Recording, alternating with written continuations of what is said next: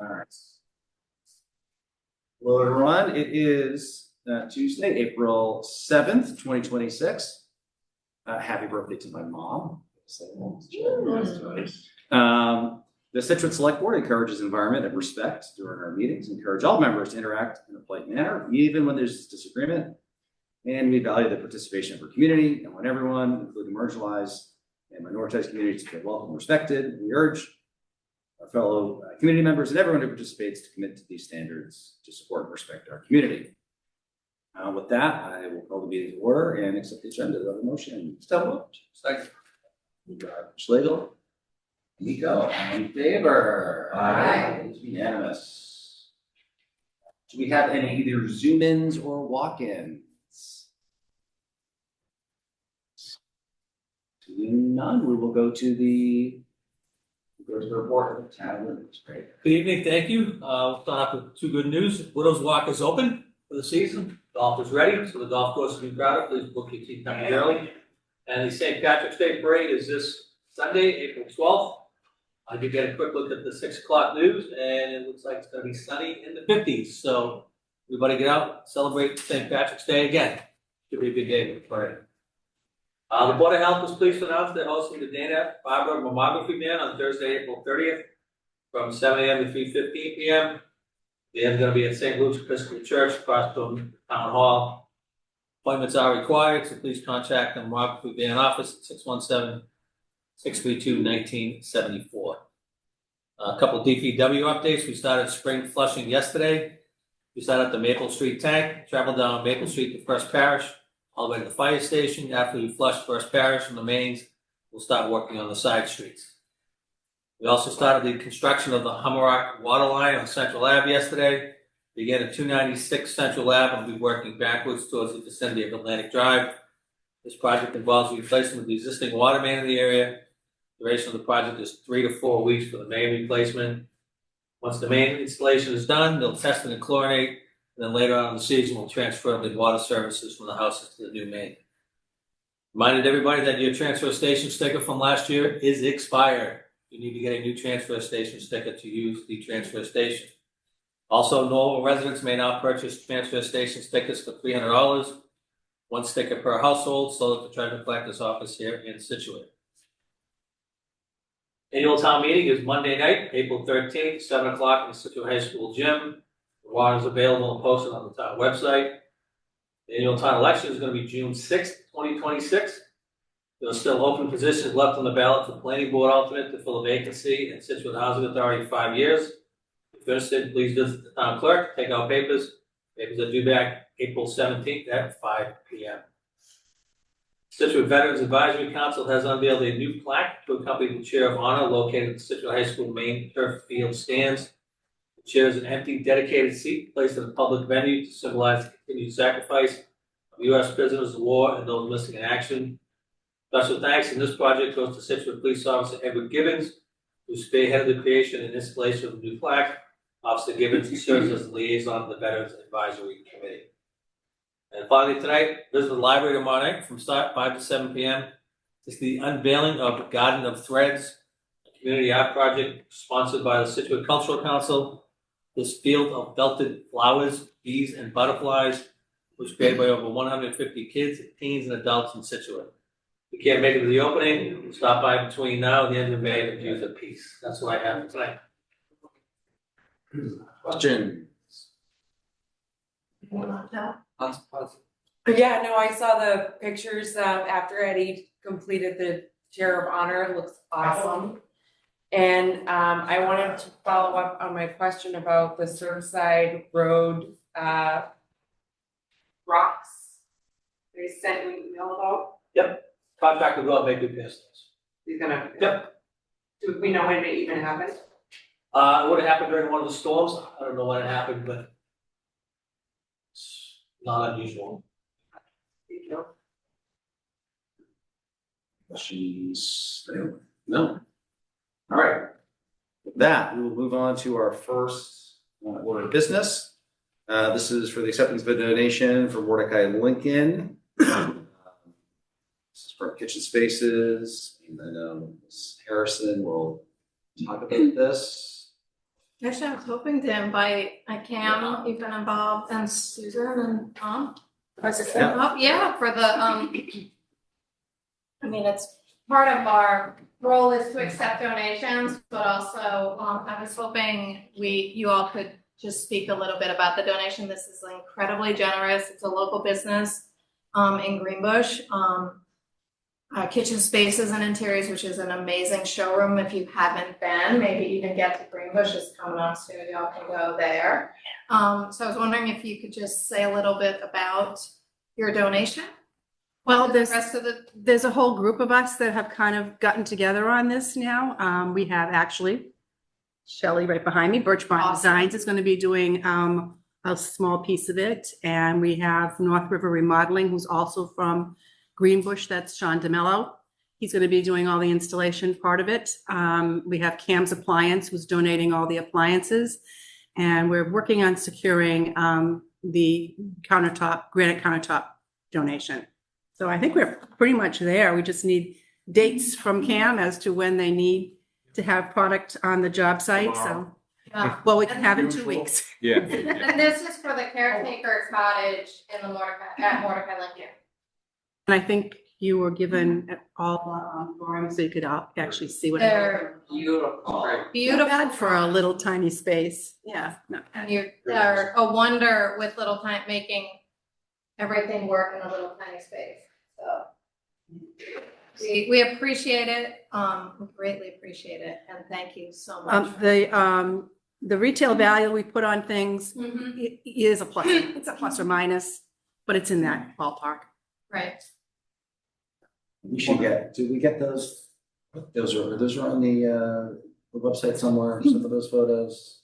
We should, because I mean, this is, yeah, I wonder. It's absolutely if gorgeous. I It can- is, yeah. Thank you. Do does Seth have the photo? Design doesn't. brain sitting behind me.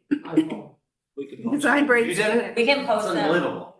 Yeah, They didn't jump on it. No, yeah, people should see. We can post them. Yeah, they're so great. Just for the record, I had nothing to do with picking out the colors.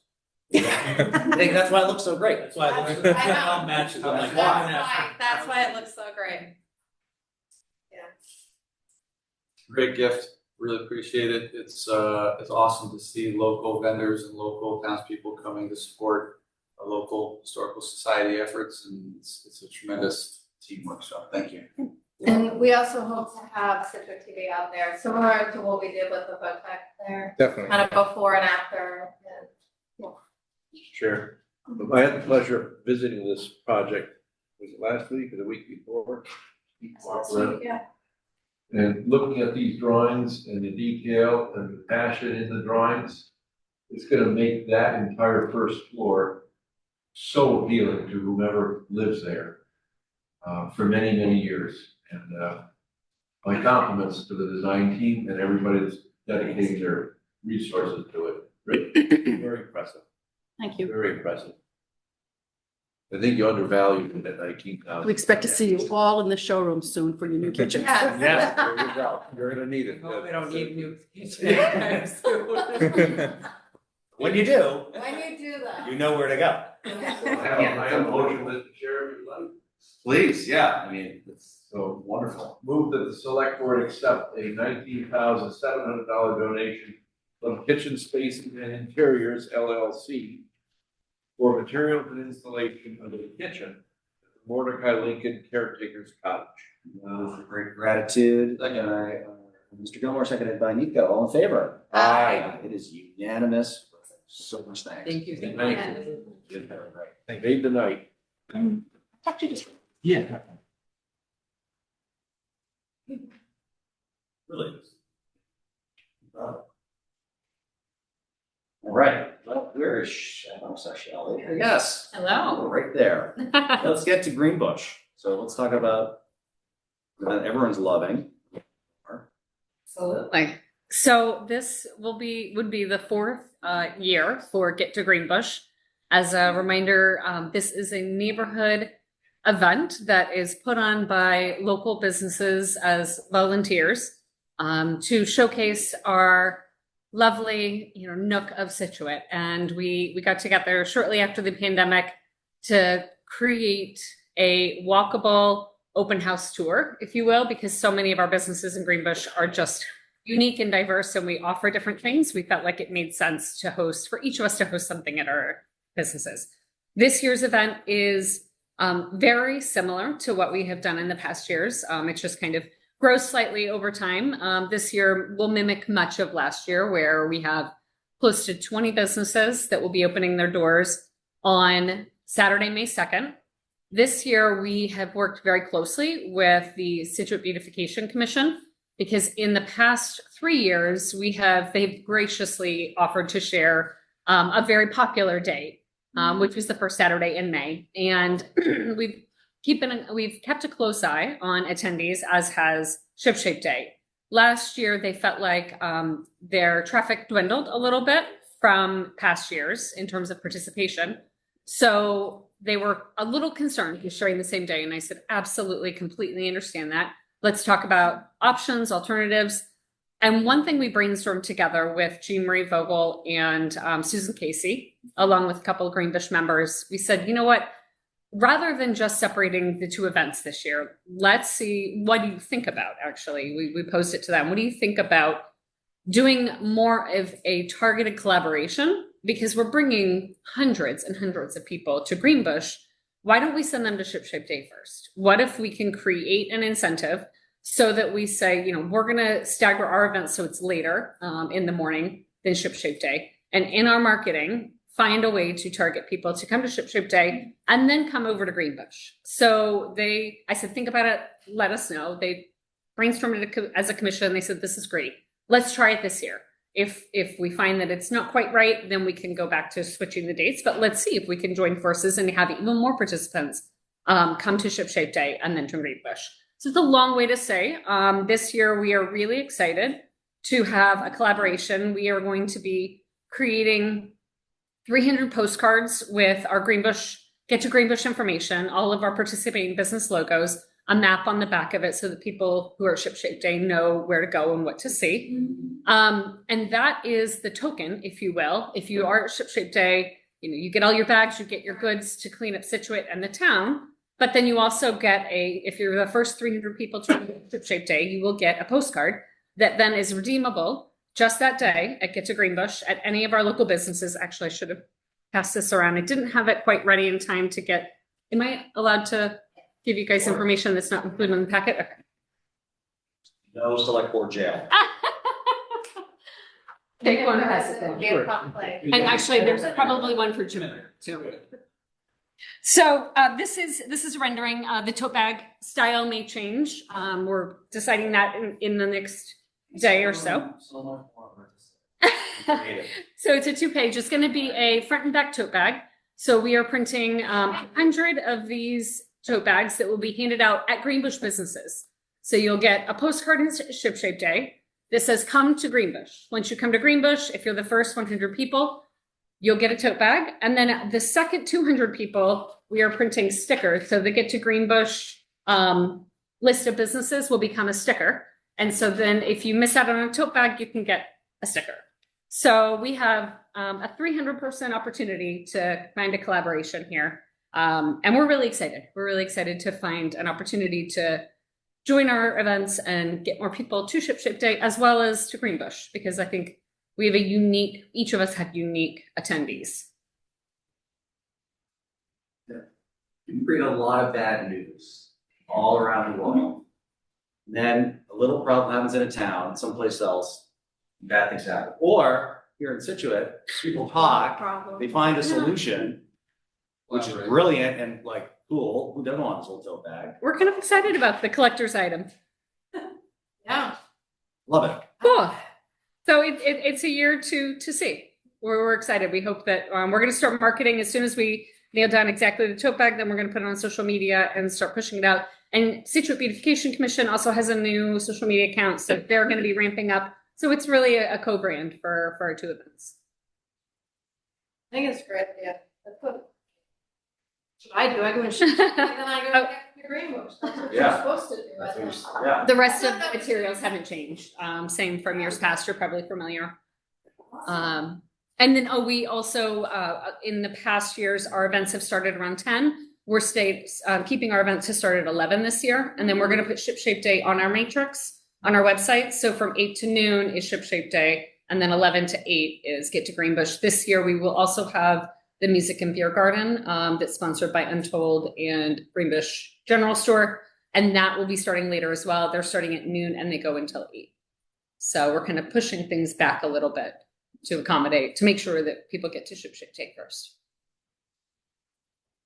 And it's the same, Shelley, right, for the main tent is gonna be behind the Yes. field there. Same location, and they'll have the Miss Emily food truck in front of that. And I've talked with the police department, Officer Billings, to make sure we have the same amount of, he agrees that we don't need to increase coverage just yet at this point in the event, but we're gonna keep coverage the same. So 2 details at the bottom of Stockbridge and Country Way, because right in front of Cardigan, it's quite busy. Yeah, for crossing. And then 1 detail over at the Driftway Animal Hospital, getting across the street at the light. Even though there's a light, we all agree it's better safe. And then free parking at the train station. Great. It's awesome. Look forward to it every year. And it will be rain or shine, It's a so great weekend, so is. we've been lucky. Rain or shine, yeah. Yeah, I like it. and again, like, some of the larger events, we might get people email and say, oh, I've only got positive emails from Get to Greenbush. Awesome. Oh, it was a great event, lovely. Okay. Yeah. Yeah. Very positive. And it grows every year, seems to. Move to approve the special event, Get to Greenbush on Saturday, May 2nd, 2026, from 11 a.m. until 8 p.m. Yeah, excuse me. Gilmore, seconded. And Schlegel, all in favor? Aye. That's unanimous. All right. Thank you. See you there. See you there. Rain or shine. Warm in May. I know. I know. Hoping it'll be warm next weekend. Yeah. We're not wishing for May, we're wishing for next weekend. Right now. Think. All 4 seasons today, so. Jan is here. Yeah. Hi. How are you? Let's talk about spring picnic Yeah, I think we're all events. How are sick you? of winter. Just got out of work. I'm very dirty and great day at the shop. So this is similar to the holiday market that we had that was really successful this past, Christmas season. But we were thinking we wanted to do like some Spring Awakening would be like a little community event, which would be, we'd have some workshops like herb garden making, a bloom bar, floral face painting, some free plant care classes. Also, I've moved a lot of the little planters that they had for perennials and stuff in the parking lot to free up more parking so that we could start a little community garden to grow vegetables for the Scituate Food Pantry, which is what we do with my church actually at North River. We have a food forest that donates all the produce there, which was pretty exciting the last few years. And so we wanted to kind of have it like a family event that has a food truck, which there wasn't a lot available. And when we started, researching the dates, there wasn't really anything on the date. And then just found out recently about the Greenbush, which is a bummer. We don't expect as many people at this as Greenbush, and maybe people will just come there on the way out, So we have a beer trailer. I don't know if you're familiar with Stellwagen Beer. They have a little trailer tap, and we'd have a closed-in area with wristbands that if any of the gentlemen who want to let their wives shop and kids play, have some beer or cider for if you don't like beer. And then this isn't like a big party. It's just a kind of a nice thing. And then we have Get in My Belly food truck there. And I did show you the locations. Do you all have this right out? Yeah. So because when I took this over last May, the challenging part was the parking and getting in and out of there. So I freed up a lot of parking out back because they had planters in place. And then taken down a little bit of a wall, not a wall, but it just was a rock wall that, so people can kind of basically circle around and get out, so they don't have to back out. So there's parking out front, but there's additional parking out back. So we did hire a police officer at the holiday market, and I wasn't sure, we can hire a crosswalk. I know we were told that the police department might be a little strapped, so we can hire somebody to help lead traffic, but it wasn't really a major problem at the holiday market. Like I said, this isn't going to be hundreds of people. I would hope that there's 100 or so people to make it. It's been a challenging year taking over the route, just figuring out what it is and what to do. But we're hoping to stay in business and get the momentum going since after a really tough, hard winter. So that's it. We're gonna have a lot of workshops, a lot of interaction. The greenhouse is open, the shop's open, and it'll be a lot of fun. Does anybody have any questions? Yeah, I'll say this broadly. I mean, typically, I know some people get kind of nervous when there's too many things happening. Yeah, that's right. Versus, it's kind of like when you go to an intersection and there's,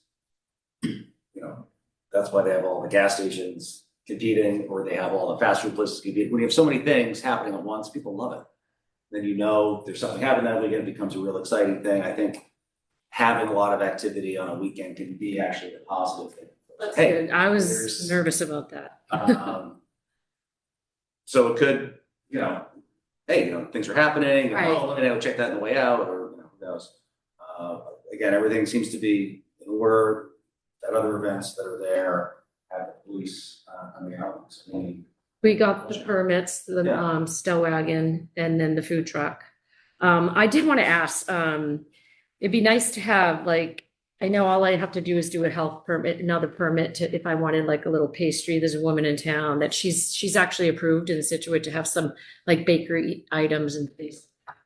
Say what 10 minutes, there might be a new caterer too, but let's. Oh, really? Who? It's always nice to have caterers on that list.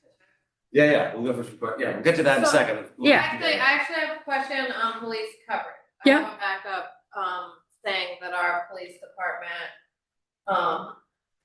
they're not sure that they can adequately provide coverage. Do we have ballot verification that we can provide coverage? We'll make sure. When we say we'll make sure, does that mean we're hiring overtime? Does that trigger overtime? Well, if you have a detail, you're paying a detail rate. It's not an on-duty person. Okay, so we would be reimbursed fully. They pay for it. I paid You for would it pay the for last it. time. I just didn't know whether Okay. it was required We don't because it was have just. enough details and it gets paged out to the area. We still don't have enough details and it goes to the sheriff's department. Okay. So, So he was basically just crosswalk kind of. they'll find something. Yeah. Okay. And Just wanna make sure we can have coverage, for that. So that was my first question, and then if we're fully reimbursed, and then, were there any thoughts to try to coordinate with the other things that are going on? As we've been planning this for months and we're just waiting on Stellwagen to give us their and get these approvals. And then we didn't know about, we had research, but I'd like to collaborate with them. I don't know whether. I mean, they've done, we've done Ship Shape Day for, has it been 20 years? 50 years, sorry, 50 years in town. They've Back done before. I'm- Shape Day, on the first, it's always, the first weekend in May, always.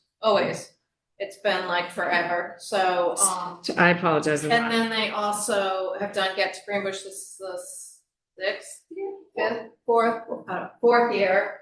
And they also coordinate, so there's kind of dates that are, similar to the 4th of July. Yeah, I mean, 4th of July, there's things that go on, there's it's definitely it's a heavy day. So I personally appreciate it when folks coordinate. And not try to compete. I get that it's great to go to an intersection and have a McDonald's and a Burger King on either side, I get that, maybe that's what you want, but I would prefer for coordination. I don't disagree. I did I have. would prefer coordination instead of competition in a small I So that's Didn't- where I stand on it. Well, I mean, this is a big investment and I didn't know, I gave my event coordinator to research and I don't think that she really realized that Get to Greenbush was on the books yet, so she didn't. And again, I don't know. I can't answer that. She's not here tonight. I apologize. If I need to, I can try and get Stellwagen and the food truck to the Saturday after. I don't know. I haven't. Chair, Yeah, I don't know. I have to concur with you. I think there's I plenty mean, you can plenty do, of yeah, I just. would variety appreciate- of interest in the town. And yes, to reach out and coordinate with Ship Shape and with, Get to Greenbush. Get to Greenbush, Greenbush. Greenbush, I think is fine, and let all three venues feed each other. I still think the town is big enough, and I think the clientele divergence is good enough that you're gonna have activity, and some of those folks aren't gonna wanna go over to Greenbush, and some of the Greenbush people might not wanna come to yours. That's healthy. Because you're offering a very different venue to what's going on at Greenbush. Greenbush are the local businesses there, well, you've got another business interest there. I don't think we should discriminate on that. And also- Make a bigger day, make a bigger day. I'm thinking it's great for people to coordinate, and I am very much appreciate when people coordinate. That's all I'm gonna say. Well, we You will. can have. I can talk to them and we can maybe give discount tickets, or not, we're not charging to come in, but maybe like a Get to Greenbush, have a 5% off if you present this ticket or something like that to come, or again, it wasn't intentional because at all. And now that we know we will not. Nothing venture, nothing gain. I'm not personally bothered by there being multiple events in town. I think this is a cute little place. The town hall is where the Ship Shape Day happens. Maybe they'll stop by, check out your place, and then get The Greenbush. So I think it's great. My only question is, where is Get in My Belly food truck from, and what do they serve? How weird. You're gonna say get in my belly. Mike Myers, just in case everybody doesn't know. A lot of gluten maybe, I don't know. Yeah, we reached out to a lot of trucks and they're just booked. Yeah, it's like grilled cheeses and stuff like that. It's kind of like comfort food. It's not my choice, but we were getting a little like, I didn't want the chicken and rice guys and have those in Boston before. They're good, but then it was a struggle to like, they're, it's still, it's a pretty busy weekend, I think, just all around. Yeah, so the location, we had Stellwagen come and they can just drive up the little trailer. It's not like an all-on food truck, but I would like to know, and again, still getting to know the rules and regulations and stuff in town, is that sending another, like a health permit to a local person named Seashore Gourmet. She does pasta classes and all that, but to have her, she says that she does some baked goods and stuff. It'd be nice to kind of have that in the morning. No one's gonna drink beer at 10 o'clock. Well, I don't know that, but. It's a Board of Health. It's. Yeah, we would just send that to the Board of Health. Person. Yeah, so that's what we did for, they sent all that, so, and again, we started a few months ago and we're just trying to kind of get through it and then get it announced and have some fun. Plus, the community garden that the kids are gonna do, I'm pretty excited about, so it'd be a nice launch for that. Gotta teach them how to grow food. For me, I agree, I concur that I think, these aren't huge events, this isn't Heritage Days, I think, they're not really competing as much as hopefully, co-beneficial events to the town. I would highly encourage you to talk to Shelley, who just walked out. Oh, okay, yeah, I'll get a hold of her. Who's coordinating Get to Greenbush, and I don't see why you can't coordinate and make sure that you work together. I'm sure they'd be happy to have you put some postcards down there at the entry table And we to can the have it. tent event and vice versa. Yeah. And you guys are open for 6 hours, they're open for 8 hours. I don't see why people can't enjoy 3 hours or 4 hours at each and have a good time and support multiple local businesses all at the same time. So I'm very supportive of that. I agree with Freya. I think when you go to get your bag from Ship Shape Day and you go and collect your your, recyclables and trash and finish your duty to the town, and then you go over and you enjoy one place and you enjoy another venue, and I think it's gonna be successful. Hopefully we get great weather for both of you. Excuse me, the one question I guess I would have is, I think that just double check with Chief Thompson and the police department to make sure that they are good to go. If they sign off on just having, coverage. Yep. Then great. If they need you to have a dedicated officer and they have to hire out, you guys are gonna have to cover that. Yep. As long as you understand that, I'm fine with that. Okay. I know the flow in the back there and it's. Yeah, you can go around and. Safe entry and exit point. Do you have an idea of how many people you had at the winter event, give or take? People are in and out of there, so it's not like they stay all day. We didn't have It's a like, flow, but I it's mean, just a flow. So I would say at least 100 or 200 people throughout. But 100, 200 people in an 8-hour period, I don't. I think, I'm assumptions guessing we are did that worried well. about that flow. Santa was. So I just double check with the police officer, the police department, to make sure that. Okay. I'll do that. Otherwise, I'm in support. I think it's great to have more events in town, Yay. especially when they coordinate for our local businesses. We may want to talk, shooting up on the way out, we got two other, if you need some breakfast foods. Yeah. We've got Coffee Corner and, new Italian catering coming as well, so. Great. There's tons of folks to talk to. Perfect. Mr. Chair. Yes. Motion? please. Vote please. Move to approve the special event Spring Awakening at the Root on Saturday, May 2nd, 2026, from 10 a.m. to 6 p.m. Mr. Gilmore, second. Second. Thank you. I hope to see you there. Get your hands dirty or make a flower arrangement, whatever you want to do. Thank you. Do you have a card for caterers and coffee people? I might in my car, we own Rock and Roll as well. Oh. Right over on the Drip Fly. All right, so we'll have to go by and see you, so we'll collaborate. Thank you. Thank you, Jan. Well, you are up next. How are you? Good, how are you? I feel like I was just up here about a year ago. I know. Yeah, right here ago. How's everything going?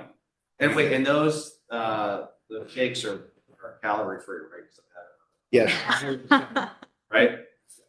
Yeah, calorie free, sugar free, Okay, good. fat free. Well, I didn't know you guys had shakes.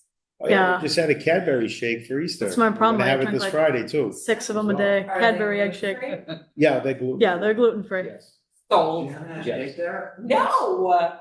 We put like 5 scoops of ice cream in them. Yum. Yeah, they're great. Have you had one? They are a big seller. Oh. Our shake, Quick again. our shakes sorry. are definitely a big seller. Yeah. All right, let's talk, I lost my page. Let's talk about this catering, 31. Well, it's gonna be a deli catering as well. So it's gonna be over where the old XR sandwiches was, right on the Driftway General Store there. And we want to open up an Italian deli, and we're gonna be doing catering as well. The deli will be open from 11 to 4, 7 days a week. We'll be doing lunch there. And then we're gonna be offering grab and go meals. So anybody that comes in after hours, they can go up and just check out with the cashiers at the gas station. So you can be grab and go meals, sandwiches, everything is gonna be homemade Italian food. It's gonna be really good. It's all my grandmother's recipes. We don't need any debate. I think we're set. I mean, we were in the business for, I sold all my places in 15. And, but we've kept the catering side of it going since 2002. Our scallop bread, What's that? our scallop bread, we get my own. Yeah, well, we're gonna bring in things little by little, okay? But, we will, I have a lot of connections in the North End. I can bring stuff up to our distributors, okay? And have it right straight from the North End. Sure, they both. I have no question. I love that there's gonna be. It was bummer to see XR go, and that area is still kind of figuring itself out, and I love what you guys are gonna. That's great. Thank you. It's a great little spot there. Yeah, it was And we'll try to have gluten-free pasta for you. Even better. This is tough at this hour. I'm starving. He's got another one after this. Yeah, so like, I have no questions. I'm ready to make a motion. Please. Yeah, Move to approve a new common victular license for Get Steamed Inc., DBA known as Nona Bella's Italian Catering, with hours of operation Sunday through Saturday, 11 a.m. to 4 p.m. pending Board of Health approval. Mr. Gilmore. Second by Mr. Schlegel, all in favor? Aye. Salute, it is unanimous. Good. Thank you very much. Thank you very much. Thank you. Thank you. Good luck. Thank you. Thank you. When are we starting? We're hoping for the first or second week in May. That would be great. Really, well, here's what they say. So we're really hoping. Nona Bella's. Nona Bella's. Love it. Thank you. Thank you so much. Thank you. I'm glad you're doing so well too. Thank you. Now, this is a wonderful. Come on. How did this all happen? Oh, well, It's I have fabulous. been working there since 2004. But, and then taking it over? Yes, so the owners are elderly and they're ready to retire, so I decided that I would buy it. Fantastic. Yeah, So, yeah. This is extremely important. It's like when every morning, you guys tell me how to do my job. Yeah, oh, yeah. Everything I need to do. Without them, I don't come to a halt. Yeah. they tell me exactly what to do every Monday. I plan to keep everything the same. We're open 5 to 1 every day and coffees, bagels, You can donuts. kick them out. Kick them out, yeah. take them out. They solve the world problems every morning. Every morning. Somebody else. Yeah. And then talk more in the afternoon, come back and solve those. Question, I mean, we know you're the best. Thank you. Yeah, my big update. I mean, all the, That's. I mean, we should that's say all start, the so. paperwork's on, right? I mean, Oh, yeah, yes, I mean, all the paperwork's in order, and Right. long history there, you know, Right. it's there, every insurance is there. Yeah. Public, it's all. We'll have some great bagels and muffins. Motion? Yeah. Motion, please. Move to approve a new common victular license for AZA Coffee Corner LLC DBA Coffee Corner. Mr. Gilmore, second by Ms. Schlegel, all in favor? Aye. Thank you very much. Thanks, Good guys. luck. Thank See you. you soon. All righty. Jim, you'll be all right. Good, how are you? Good news. Yeah, me too. All right, let's talk Border Street. Yes.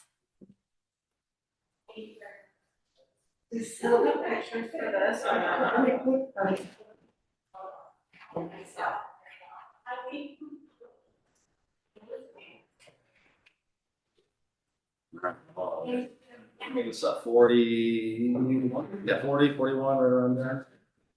40.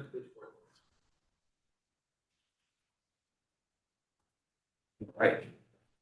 Okay.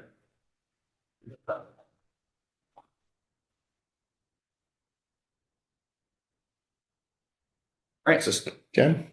Sure. Good evening. Good evening. This is the parking lot location. The commission had voted on that they supported the location on the south end of the field, trying to preserve as much of the field as they can and have it be as least impactful as possible as far as construction is concerned. and total, it's 13 parking spots, and then possibly there's some room for a table, a picnic table, is that I right? think it's in that little square area, this, Red square at the top there. Like a On- buffer. right in that area, yep. So the amenities would go there. We actually, Merrill had given us 3 options at entrances at different places. One of them had the parking, like a road through the middle of the field and the parking more towards the woods. And then there was another option with coming in at one of the openings in the stone wall further to the north, which improved the sight lines a little bit, but then it meant we had to like make a road through the side of the field. And at the end of the day, we got to look at that with, I think Sean McCarthy took a look at it with Paul Scott. They kind of did those sight lines, those little dotted lines. And determined that we would be okay. You come up that hill from the River Club Return. and the turn, and that was sort of the concern, would it be safe? But after looking at it, they determined that that should be fine. So we have to make a whole opening in that stone wall as opposed to just widening it. But it really had no difference in cost. And it just seemed like that would be the best way to not disturb more of the field. Is this on the side of the road of the River Club? Yes. Yes. Okay, it's backwards in my mind looking at it this way. Oh, yeah. Yeah. Oh, I know what you mean, yeah. When the town, when this was offered to the, Yeah. when this would, remember the gyration when there was a developer interested in this property, and his proposal was that the town would get a piece of this property that was more towards the River Club. But the parking was actually down the hill and up against a wetland. So when the town purchased the thing, it gave us the option to put this in. I think we just feel at the end of the day, this is probably the best bet for this piece. And then what we As far as cost of planning Yeah. for permitting it and getting some engineered estimates, we have some money that we've been working, a fund we've been using out of to start, put this plan together, but there'll be other permitting and there'll be more details that'll be needed to get to the point of really knowing what the project could cost to build. Didn't someone offer to pay for this? Gulf River Association. Yeah, so I mean, write it up and on the bill. We still Remind them have, that we they, still have some money. okay. Remind them that they did that, right? So I think what we started with was, we initially got a proposal from this Merrill Associates to give us some concepts, and that's what they did. Then we brought it to this stage. Now, the next step would be to actually do design documents for this parking space, along with an engineer's estimate of costs. So then we can explain, then we can know how much money is truly needed to build this. So that's the next phase. So we would need an additional, I think, $7,000 or $8,000 in additional funding. We got a pretty detailed estimate from Merrill for all the phases, including estimating an engineer's estimate of the construction costs. And that's worked for us, and it hasn't. In the past, some of our projects, we came out ahead. When we got to the Damon project, we were not with enough money, and then we had to come back and ask for some more. So I think we start with an engineer's cost because we don't know where this funding will come from. What we did ask them, though, for is an estimate, and somebody may question it, and maybe it's a piece that we need to pay for out of conservation funds, is thinking if this might get funded with some grants, that trail, they're giving us an estimate to design that trail as a totally accessible trail.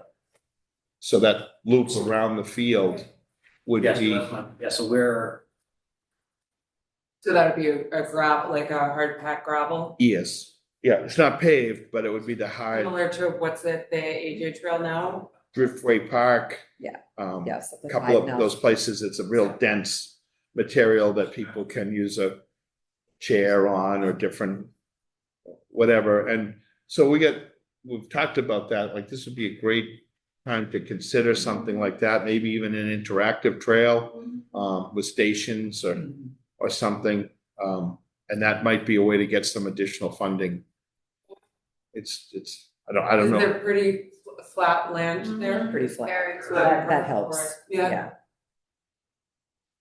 It does slope off, the backside of it is lower than the street side though, correct? It's Yes, there's a steady, it's a slope. steady, consistent slope from the top to bottom. It's not like you're going over, No. hill and dale to get there. This would lend itself pretty well to that. But there's specific requirements. Yep. Right. Yeah. So we thought it would be worthwhile. I forget, was it $1,200 or something for them? Well, she has an estimate in here as far as designing it. Right, not building it, but, It was less than 1,000. Here. And there's other, aren't there like trails and others? There are other trails in there, yes. We kind of could get to, or almost get to, or we don't have the Unfortunately, access, we can do it. we don't own We don't- the land between, but somehow the deer have made a couple of paths that seem to be really easy to follow. We like the. There is some trails just off screen that are pretty easy to follow as far as on this parcel. The, They're not official. Right. contiguous trails. Yeah. How much need to get the parking lot, the biddable documents? Say 8,000? the total was what, 15? I think this was the total, her estimate for permitting and all of that. It was a total of $15,000 to get biddable documents, and I think we've only spent Right, $1,600 just to for the get the concepts. concept. The good part was Merrill had all that information. They were the engineer at the time that had done the concepts for the other projects. So they were able to put something together pretty reasonably, but say it's 15,000, and I think we've gotten funding from Gulf River for About half of that. about half of I it. mean, they funded what we asked for. But I think that was the deal, that they were gonna fund this piece, That was so, the deal, yeah. so we would go back to them and say, we're gonna need X number of dollars to bring it to contract documents and have an engineer's estimate.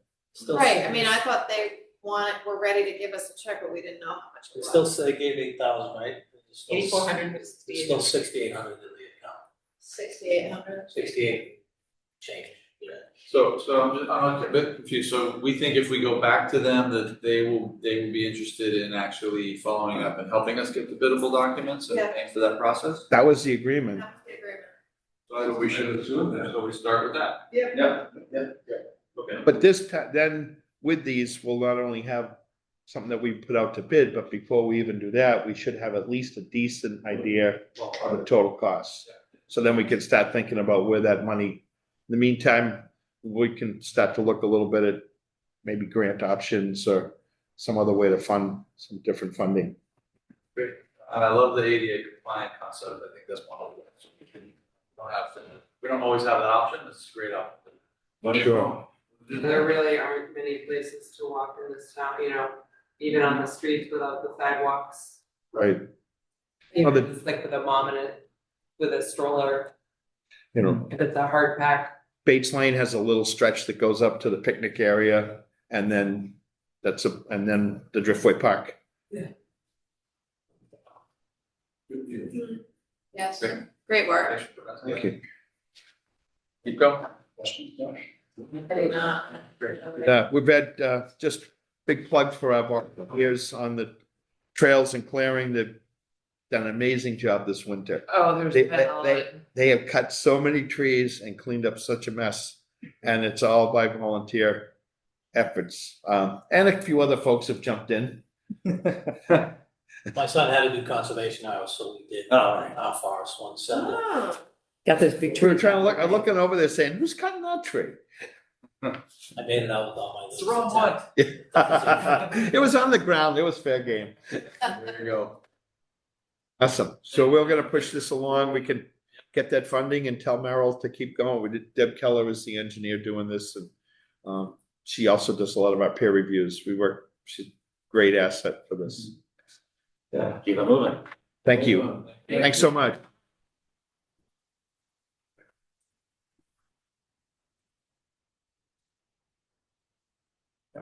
Right along. We are now at the water storage tank and improvements. Property and All Grove. Well, I don't think I always understand the importance of water pressure. You don't have it. Tell me once what it matters for our department.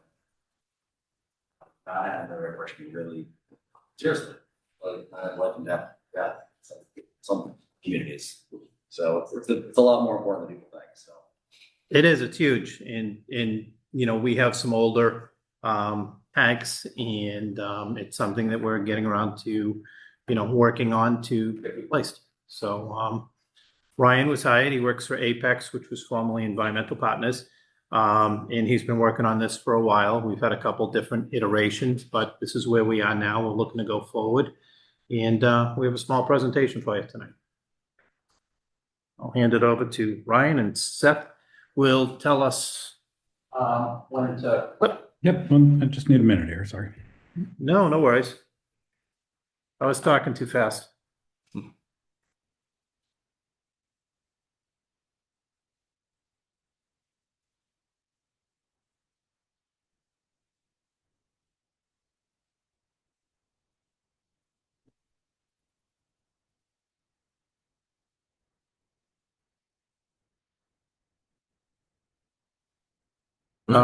Is that the one I sent you, Seth? Because I thought it was a PDF I sent you, which was the updated version, not the PowerPoint.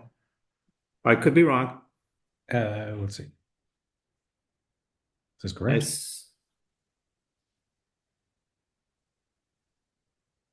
Go to the next one and then we'll know if it's correct. That's the right one. Okay. Good job. Thank you. Sorry, I might have sent you both. Just making sure we get the right one. As usual, Seth. For standard. All right. All right, you can, Seth, you can go ahead to the next slide. So just for background for everybody, the town has 2 storage tanks. Like Kevin said, they are on the older side. The Man-Law Road tank, I think, is 1938, and the Maple Street tank, which is the picture there, is 1966, I believe. You can tell by looking at that one. All right, so our newest one is from 1966. Correct. Beautiful patina there is on that. Yeah, and they're both welded steel panels. And believe it or not, there's a lot of tanks in New England and the South Shore that are still riveted. So turn of the century. I just dealt with one down in Barnstable. So welded is better than riveted for a lot of reasons. But so they are fairly old and in need of rehabilitation. They're both a little over 1 million gallons. Total volume, similar dimensions, height of 75 and 72, diameters of 54 and 50. So you roughly get half your storage in one tank, half your storage in the other tank. Go ahead, Seth. So they are assessed and evaluated exterior, interior periodically. I think the full evaluation is every 5 years approximately. And what they're looking for is the condition of the coatings, any metal loss, things like that, and recommendations for rehabilitation to extend the life of the tanks. So they're both in pretty rough shape. They both at the most recent assessments were recommended for full rehab, so sandblast down to bare steel and recoat with a modern coating system, which will coating systems now will last somewhere in like the 15 to 20 year range typically before they need to be painted again. And so the rehab cost for each tank, since they're similar in size, is $1.5 million to $2 million, something like that. So that's just to paint the tank you have. It's an expensive process. The coatings are very specialized. Each per tank. So Yeah. can I jump in for 1 second? Sure. And just before we go too far? So the unfortunate thing is for us is we have 2 tanks. We need both tanks for the summer to get through the summer. We can't afford to take one tank down. So that's the rub. We can't just take one down and paint it and do the cleaning and prep it. There's also some other criteria that has to go into effect. One of the new standards requires staircases to go up around the side. And then also one of the other issues is that structurally required, the tank is supposed to be attached to the concrete base. Now it's by weight. So that all has to be done and everything else. But the biggest issue is we can't just take it offline during the summer and replace it. And that's the biggest hurdle that we as a town are facing. So what you just said, like attaching it to the cement, putting a staircase plus the painting is the 1.5 million. Just the Or painting. Painting is Just the 1.5 painting. million. The additional repair is what? So we need to build a third tank so that we can take one offline when we want to do that. Right. How long does the rehab process generally take? Summer. I mean, people try to squeeze them in the spring and the fall and avoid the summer, but it's not always possible. So, somewhere in like the 4-month range. And it can't be done in winter because of conditions? Painting in the winter. Yeah, I mean, once the temperature drops and, you're freezing at night. That's why we get stuck with summer being. Yeah. New If England. there's this agent on the outside, what's on the inside? Water. It's. You set. I didn't even say it, Freya. What we do is. How bad is it on the inside? No, we actually have it inspected every couple of years. We have divers go in there and we do testing on it. It's not in like horrible, disgusting shape or anything to that effect. We also drain them sometimes and we take out any sediment that builds up in the bottom of them and cleans them Yes, up. there you go.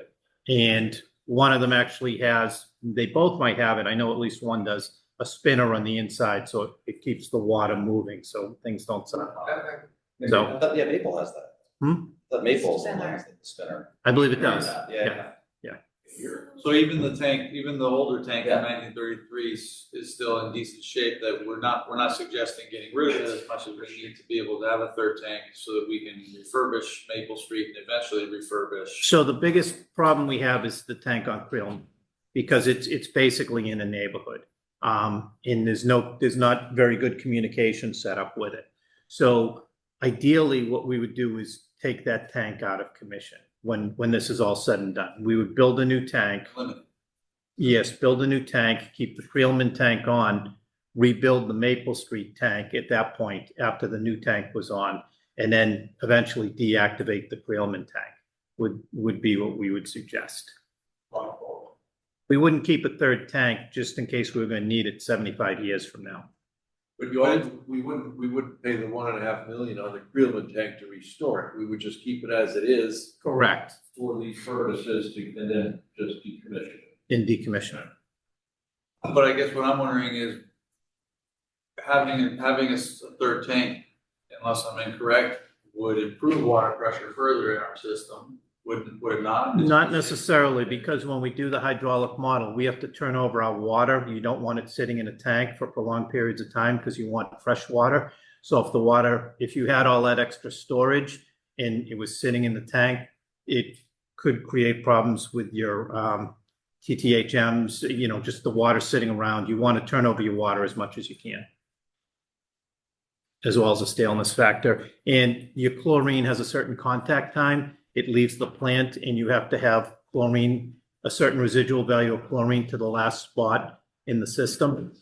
And if your chlorine is sitting in the tanks for prolonged periods of time, it's degrading as it goes. So in other words, if we had 3 full tanks all the time, we actually might not use enough water in our town. According to the hydraulic model, we wouldn't use enough model when we did the hydraulic model a few years ago. Thanks. And we, since we're building a third tank, we have the option of, you can make it the right size, you can down to, to 1,000 gallons, you can sort of right fit it. So, it's not too much. It's always a balancing act with storage. You want enough to protect yourself from fires, but you don't want so much that you've got your water taking days and days and days to turn over. So, when we add the third tank, we've got the ability to sort of set it to, exactly what we think the town needs. It's like owning a restaurant. No, seriously, we make sure the food doesn't spoil. It's not getting there, but when in a big rush, it's got to get out there. Yeah, you gotta. When this is all said and done, we want crystal clean, clear water going through. We don't want it sitting there. I understand the usage analogy you're making. I guess the other question I have is we build a third tank temporarily so that we can go through refurbishing the middle tank. At some point, we're going to have to go through this process of refurbishing again, even if it's 20 years from now. At that point, we're still only going to have 2 tanks. We're going to have to go through this process again of building a third tank to go through. Not to the extent that we're talking about right now. We would have the tank maintained as well as a new tank. So if you had to paint the tank, you could potentially paint the tank without doing all the other work in the spring. So it wouldn't be. Yeah, you've already attached it, you've already put the staircase on, you've already all of that's all been done, so it would not be as invasive. Okay. And I we, mean, the problem is if you keep that third tank, even if you keep it empty, you still have a maintenance cost going on with that year to year, keeping that up. Okay. So, and that's why I look to Ryan for. If he says, no, I disagree, you should keep your third tank, then maybe we will. I trust you guys to do the math. I'm just trying to talk through it so I understand why we're not keeping an asset we already have, even if it's used and it needs to be maintained. We're talking about, I don't know the math right now, but if we're talking about 1.5 million to refurbish, if we keep a tank sitting there and it's empty, I understand it's going to degrade over time. I'm curious as to see what they say is the cost of maintaining that tank for 20 years sitting empty for when we need it versus having to go through this whole process again in 20 years. you may be shocked by this. There may have been some deferred maintenance on these tanks over the last 20 years. You may be shocked. And about 20 years? Yeah, yeah. Well, they'll change the standards too. Yeah, because I remember the whole mixing, that was a big deal. That was when I first came on the board, that we redid it. And But we've changed talked it. a lot this year Yeah. that I've been here about improving our maintenance record.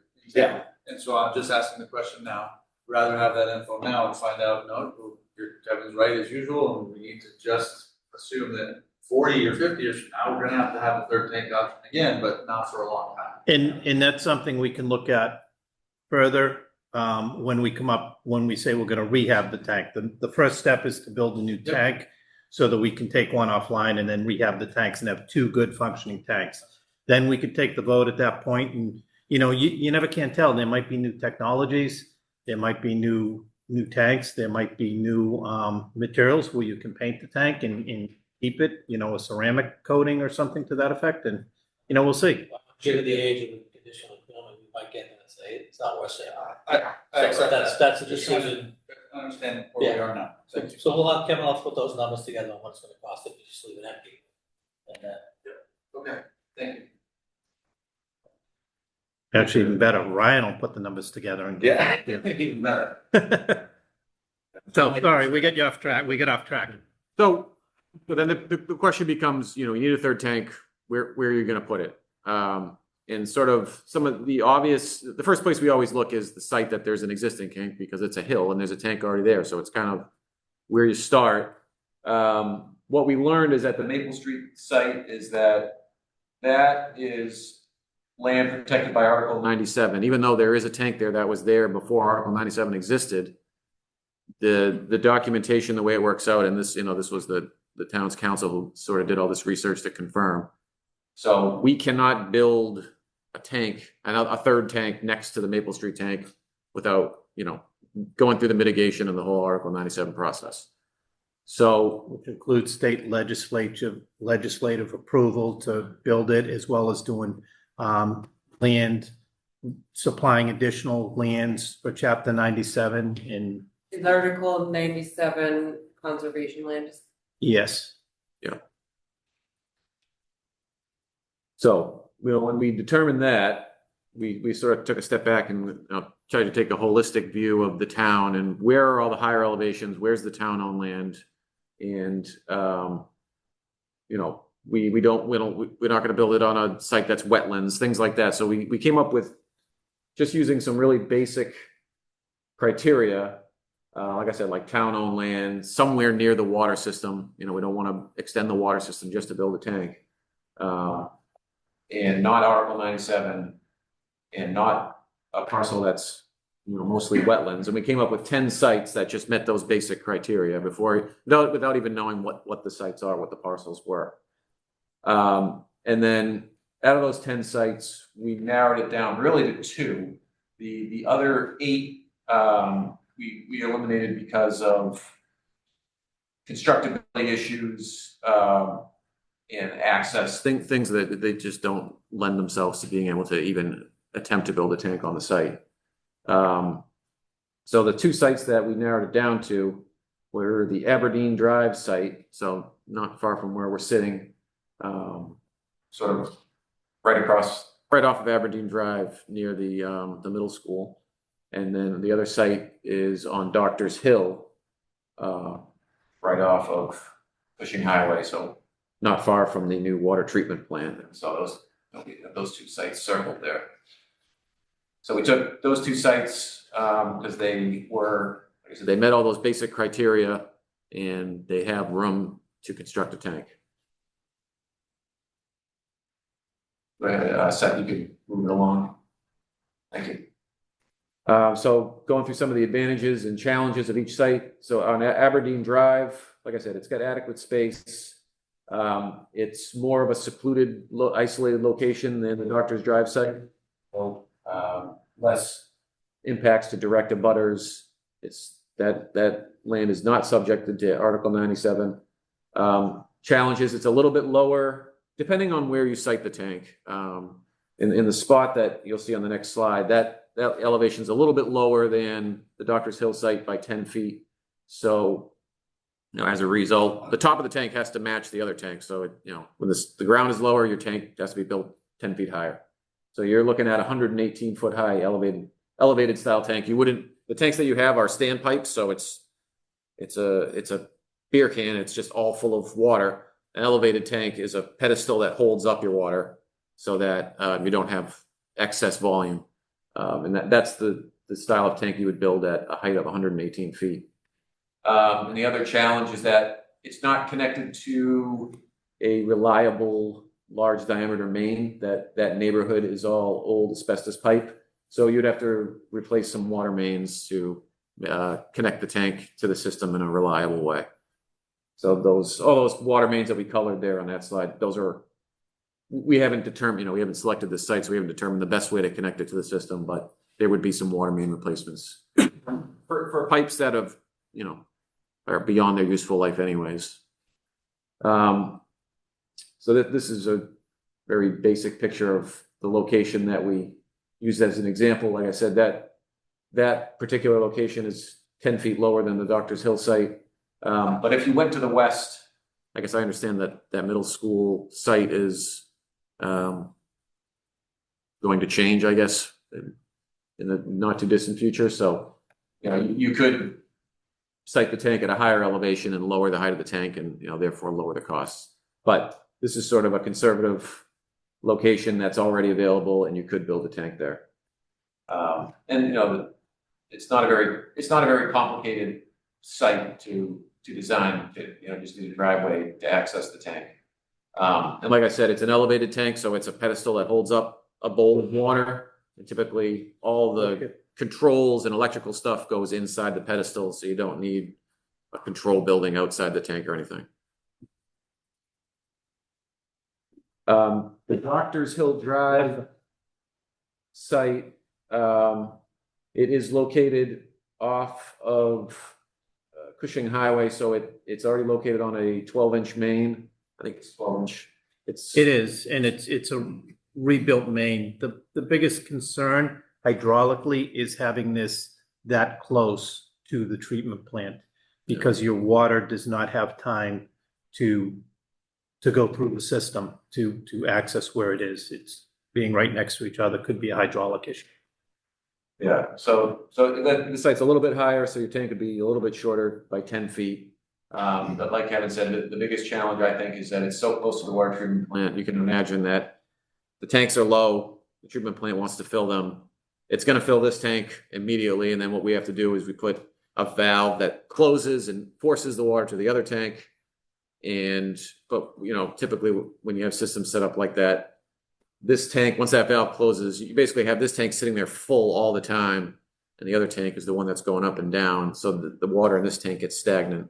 So it's not impossible to do it that way, but without doing any hydraulic modeling, I can see the map and I can tell that it would be operationally challenging, and that to turn the water over in this new tank would be difficult.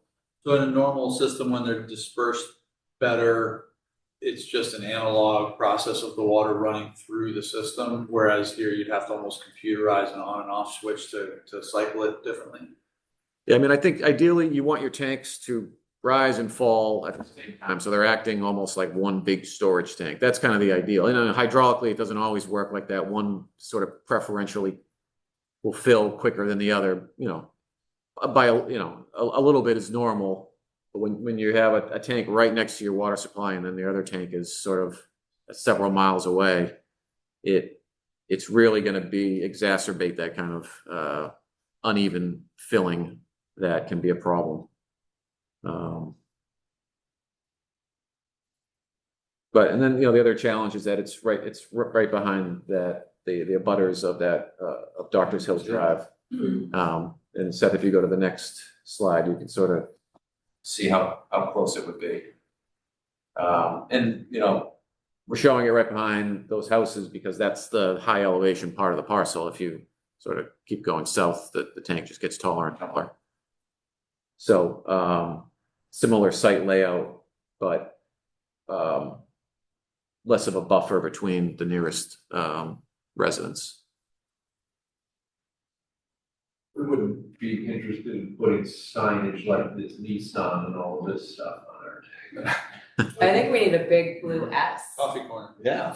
Well, I'm thinking we want to put it over where the Cushing is for the high school, home of the sailors, with the sailor mine, it's gonna be overlooked. That would be fine. But if someone wanted to write a big check and put Nissan on it, I'd be willing to talk to them. So, 4.8. Fair enough. Okay. are you saying am I hearing you correctly that the Aberdeen site is the better site, but it looks like it probably will cost? Yes, like $3 million. Right, Well- you're saying operationally, So I think better this is, site. this is one of the things we changed in this because the cost reflected, when I went over it with Ryan, the cost reflected replacing the water pipes in the Aberdeen neighborhood. That's on our list anyways. It's an older transite system. So I thought that was a little skewed, the way it said that. So that's I why see. we updated it. It's slated to, that water main is slated. We've to got, be we've got replaced some anyway. problems in some low areas in that area. So I said, if we were putting the water tank there, that would move it up a little on the list and we would do that neighborhood over, just like we did to Stearns Meadows. It's one of those asbestos concrete. Yes, I don't think it should just go by cost. If you get the cheapest option and the darn thing doesn't work, that, the way you need it to work. Yeah, we're really It's trying more we're trying to important. be very advanced in our water We treatment are. systems. Right. And why would God, we're spending $70 million already, plus all your replacements. I would yield to where you think it should be to make it the right fit. So do you have updated cost versus what we're looking at? it's not designed yet. The next step would be go to do the design and do some survey work and figure out exactly where it would go. What I did originally in the RFP is I requested 10 locations where we could potentially put it, then we could narrow it down to 3. And we did narrow it down to 3. The biggest problem was the Maple Street lot because we were thinking we could put them side by each in that area there. But when we found out it was Chapter 97, we reached out to town council, talked to them about it, and it just seemed like we'd be tied up forever in paperwork on that. So we moved on to the new location, and then the school building project came up, and that was something we looked at. In regards to the 4,700 feet of 12-inch water main on the Aberdeen discussion, that's the piping that we're already gonna end up replacing anyhow? That's the existing piping that's there. So we have 2 locations because that water line comes out to 3A and it also comes out to Country Way. So one of the things that Ryan wasn't as aware of is that we're in the process of replacing the water pipe now all the way from the plant to First Parish. Then from First Parish, it's been replaced all the way down to Country Way. Country Way has a 10-inch line, and that 10-inch line was cleaned and lined about 10 or 12 years ago. So that would give us a complete path to bring it to the tower at Aberdeen. Now, the one thing, if you're going to have the added pressure there and you've got an older transite pipe, I would be inclined, if that's where the location was going to go, to replace that neighborhood. We've had a lot of problems there with brown water, and it's a low point in the system. But if we were able to put new ductile iron pipe and replace a lot of that transite pipe, I think it would make a lot of improvements for the neighborhood. But whether it happens when we build a third tank or whether it happens, say, 6-8 years down the road, it's sort of slated to be done one way or another. It was on the list to be done because it's a transite pipe. And that's why I had him remove it from the setup. We had already sent it to you, unfortunately, but I thought it skewed the costing. I understand that. The reason I'm asking is actually a different kind of question. We talk about all this length of pipe that would have to be replaced, and then the other problem with the Doctor's Hill is the proximity to the water treatment plant based on length of pipe to the new tank. But when I look at the map and I look at approximately where the Doctor's Hill theory would go, wouldn't it be possible, instead of piping it right across the street to the 3A main that's right across the street from the new water tank, wouldn't it be possible to pipe it to a different section of Maine, let's say on Country Way? I mean, in other words, make the run longer on purpose so that you're going further through the system to get to the. Sure, that's always a possibility. You just need state If it's permits. I'm just wondering if it's a better location and it's more accessible, maintenance, et cetera, well, all we need is more distance in the pipe. We can create more pipe. We have pipes all over this town that are accessible. You're talking about running pipe from Doctor's Hill to Country Way? That's one theory, yeah. I don't think. Both We're talking about 4,000 just feet of through- pipe here. through the woods? Appropriately accessible, correct? You're not talking I about. see a driveway, I see a fence around it, how accessible do you need it to be? That's all we need. Both the same. Yeah, I'd say accessibility, they're equal. You just, you know, I just figured the Aberdeen, the Aberdeen. Yeah, but Makes isn't that all wetlands back there? I don't know yet. Just asking the question. So you would take the pipe off Country Way and run. I'm it- just asking if we need more distance from the main, from the system. Add it to a different part of the entry point rather than going right across the street. I'm just saying, I don't know if there are options. Why wouldn't we spend? No, there's always options, Nico, but one of the things that I get concerned about is if you did run, say, an extra quarter mile of pipe to run it up, like say, take it from First Parish and run it back, that's pipe you're not going to replace in the system. Where, so you're replacing 2,000 feet of pipe, where if I replace 2,000 feet of pipe in a neighborhood, That needs to be replaced. then it's replaced anyways. It's not costing us anything. I'm with you there. The other thing is we'd be getting a state permit to do that. I love the idea, but then the state's gonna require us to repave all of 3A. Just asking the Yeah. question. I have no problem with either location, and if you guys say Aberdeen, I have no issue. I'm just asking, you're telling me the main problem was proximity. And that's one of the things. No, it's a great idea, and I'd ask Ryan to look into that and see if that's a potential. I'm not the specialist, just asking a question. Okay. I think the main issue would be Kevin's point is, you're gonna be putting in this pipe that's just pipe for that, But for no reason. as And I opposed to understand. pipe that would benefit a neighborhood or something. He's been waiting to use that one. So is the main, like, if you're going out of the Cushing neighborhood and down Arbor Way to Country Way? Instead of out, Literally right. out It's- of Cushing it's and connected. then to 3A? It would be connected both ways.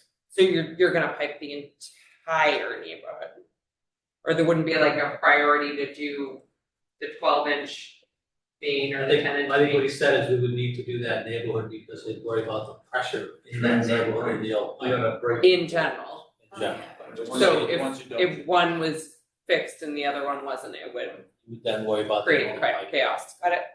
So that would be the intention. Good. And then they'll get those streets. Speak up if you have anything you I don't know, decide. I'm still waiting for my street to be paved. I think, We went it down yesterday. the priority is checking the tank to either the 10-inch or the 12-inch. I would say at a minimum, you have to do that. And when you have a larger pipe there, that will reduce any pressure issues that you had. No, not completely eliminate them. So the more you replace, the better off you're gonna be. But I think at a minimum, you have to connect the new tank to either the 10-inch or the 12-inch. And then the rest of the neighborhood, replacing that in addition would be helpful. But I would say, just at a minimum, you have to make that large diameter connection from the tank to the system. So right now, your preference is to look at a design scenario on the Aberdeen site to see what the real ballpark cost would be, and if we run into new challenges we don't currently see.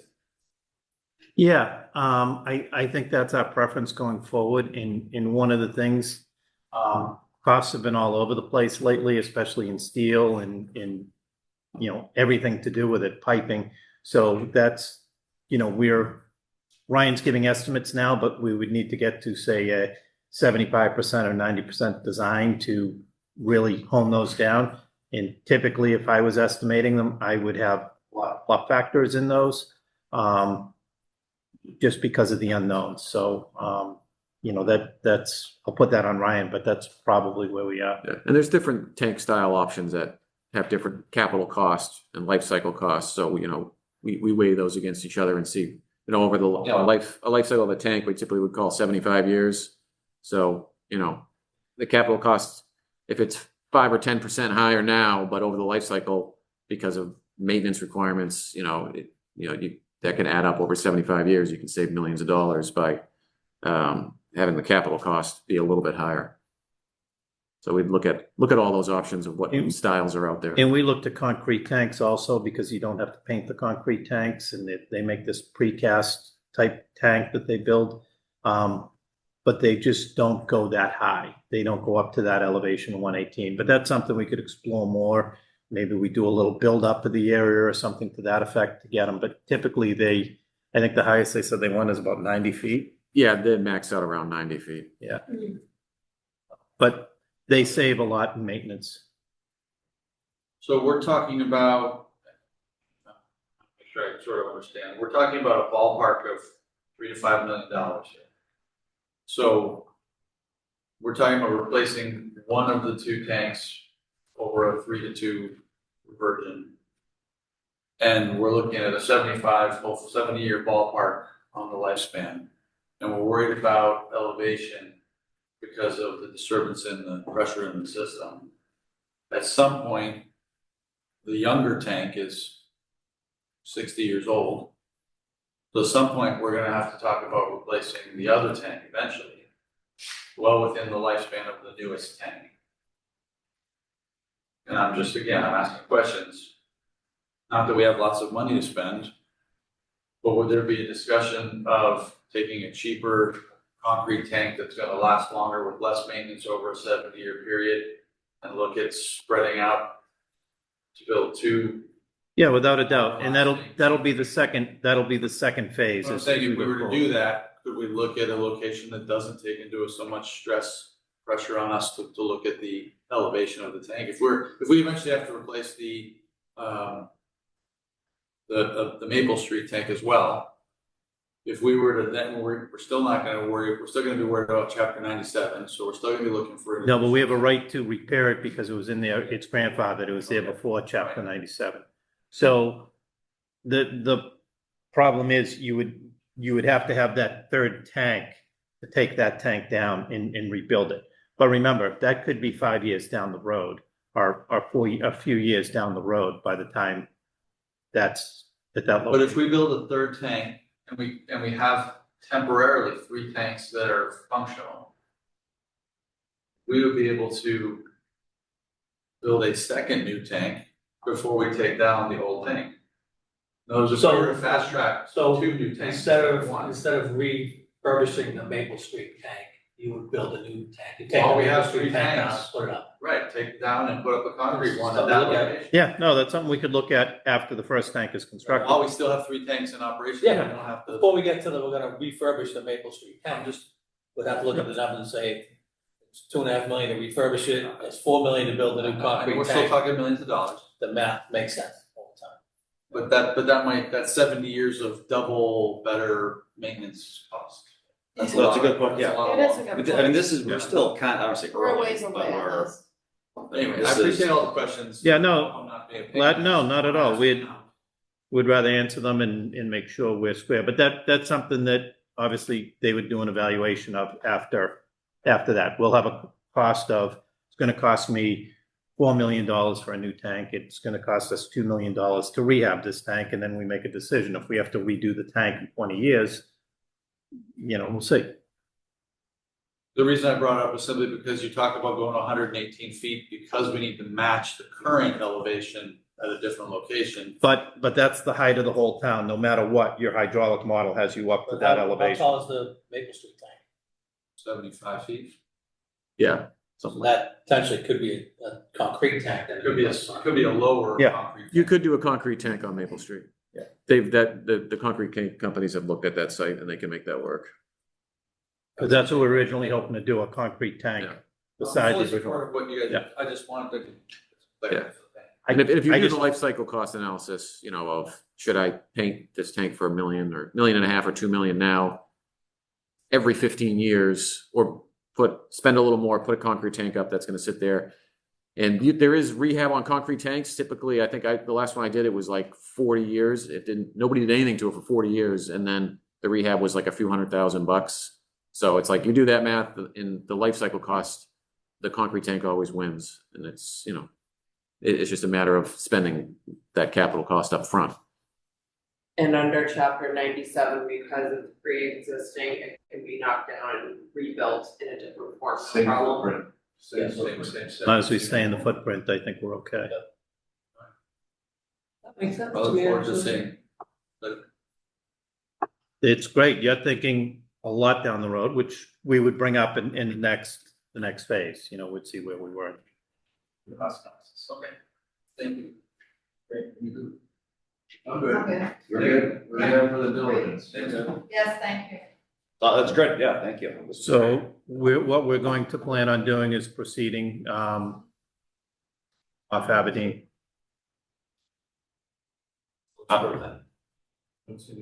Great. Okay. Excellent. Thank you very much. Thank you. Thanks, guys. Thank you.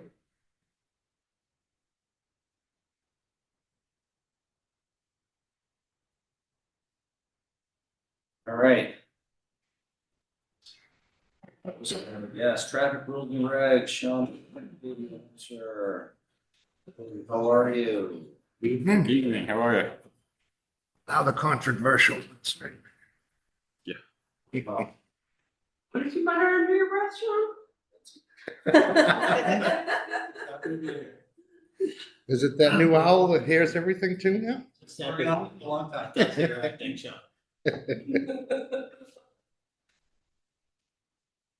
Should we take them in order?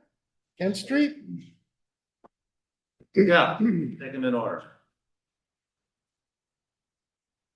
All right, currently as written, and a lot of these this evening are kind of housekeeping, things that don't match out in the street, but currently right now, if you look at the exhibit in the packet, and as described in the regulations, there's a no parking 250 feet south of Edward Foster Road in front of St. Mary's. Signs are existing now. And during one of our meetings, a resident came in concerned because people were parking on the sidewalk to the south of St. Mary's on Kent Street heading towards the Rotary. You couldn't access the sidewalk. There was difficulty leaving Vinyl Avenue looking towards downtown. And it was just this one section that was excluded about 360 feet on Kent Street. Other than that, there's no parking from St. Mary's to the Rotary. There's always cars parked there. I always see cars parked there. Water traffic. Is it gonna be enforced? I mean, if we add another zone, are these people that are parking there actually gonna get tickets? Where are they gonna Or park? are we just putting up more signs? So I think the issue that we commonly see is it's kind of domino effect. You see people park within this area that's not restricted, and then someone kind of tailgates on it, and all of a sudden, before you know it, people are in this no parking area. So I think if we just make it a blanket statement where it's no parking across the board. Where are they gonna park? For St. Mary's? St. Mary's has parking lot on First Parish, and then they also have the parish across the street as well. And And if- Those two lots gonna. Then they also have public parking at the Cole Parkway as well. Well, on the marsh side of the road, all the way down, which is still gonna be Illegal. legal. It says no, on this, it said no parking. 250 both sides. I Yeah, think there's Both So sides of there's the road. no parking on both sides of the road currently. more room on the marsh side, so the vehicles get off the roadway. But they still are not supposed to park there. But they have been since. Forever. Right, and I think that's kind of the issue we're trying to, That's- yeah, that's- and that's the issue we're trying to resolve. About Fixing. Why can't we make it wider on the right-hand side heading towards the harbor and make it, like, meter maid parking? Paid parking? Yeah. Well, I guess that brings up the discussion, was there a discussion at traffic rules and regulations about adding parking on that side? Was that brought up? I believe the discussion that we've had is to make the pedestrian access, which exists on the sidewalk, there's no sidewalk on the marsh side, only on the west side of the road, safer and appropriate, because currently the sidewalk gets used by cars that are parking on the sidewalk, as well as in places where you're blocking the traffic lane. So when there's parking on two sides of that road, it gets very tight, congested, and problematic. for Okay, not I'll just ask the question pedestrians, again. but At the meeting, did anyone, adding parking to the side? To the marsh side. Or any, yes, or any. No, it's not something that we discussed. Okay. I could be wrong on this, but I believe there's a bike lane there. So I think adding parking, is it the other side? Yeah. No? I should know if we It's not, had it's the not a discussion. dedicated bike Okay. Do we have the ability, to take by eminent domain, or is it too marshy on that marsh side to make it parking? Yes.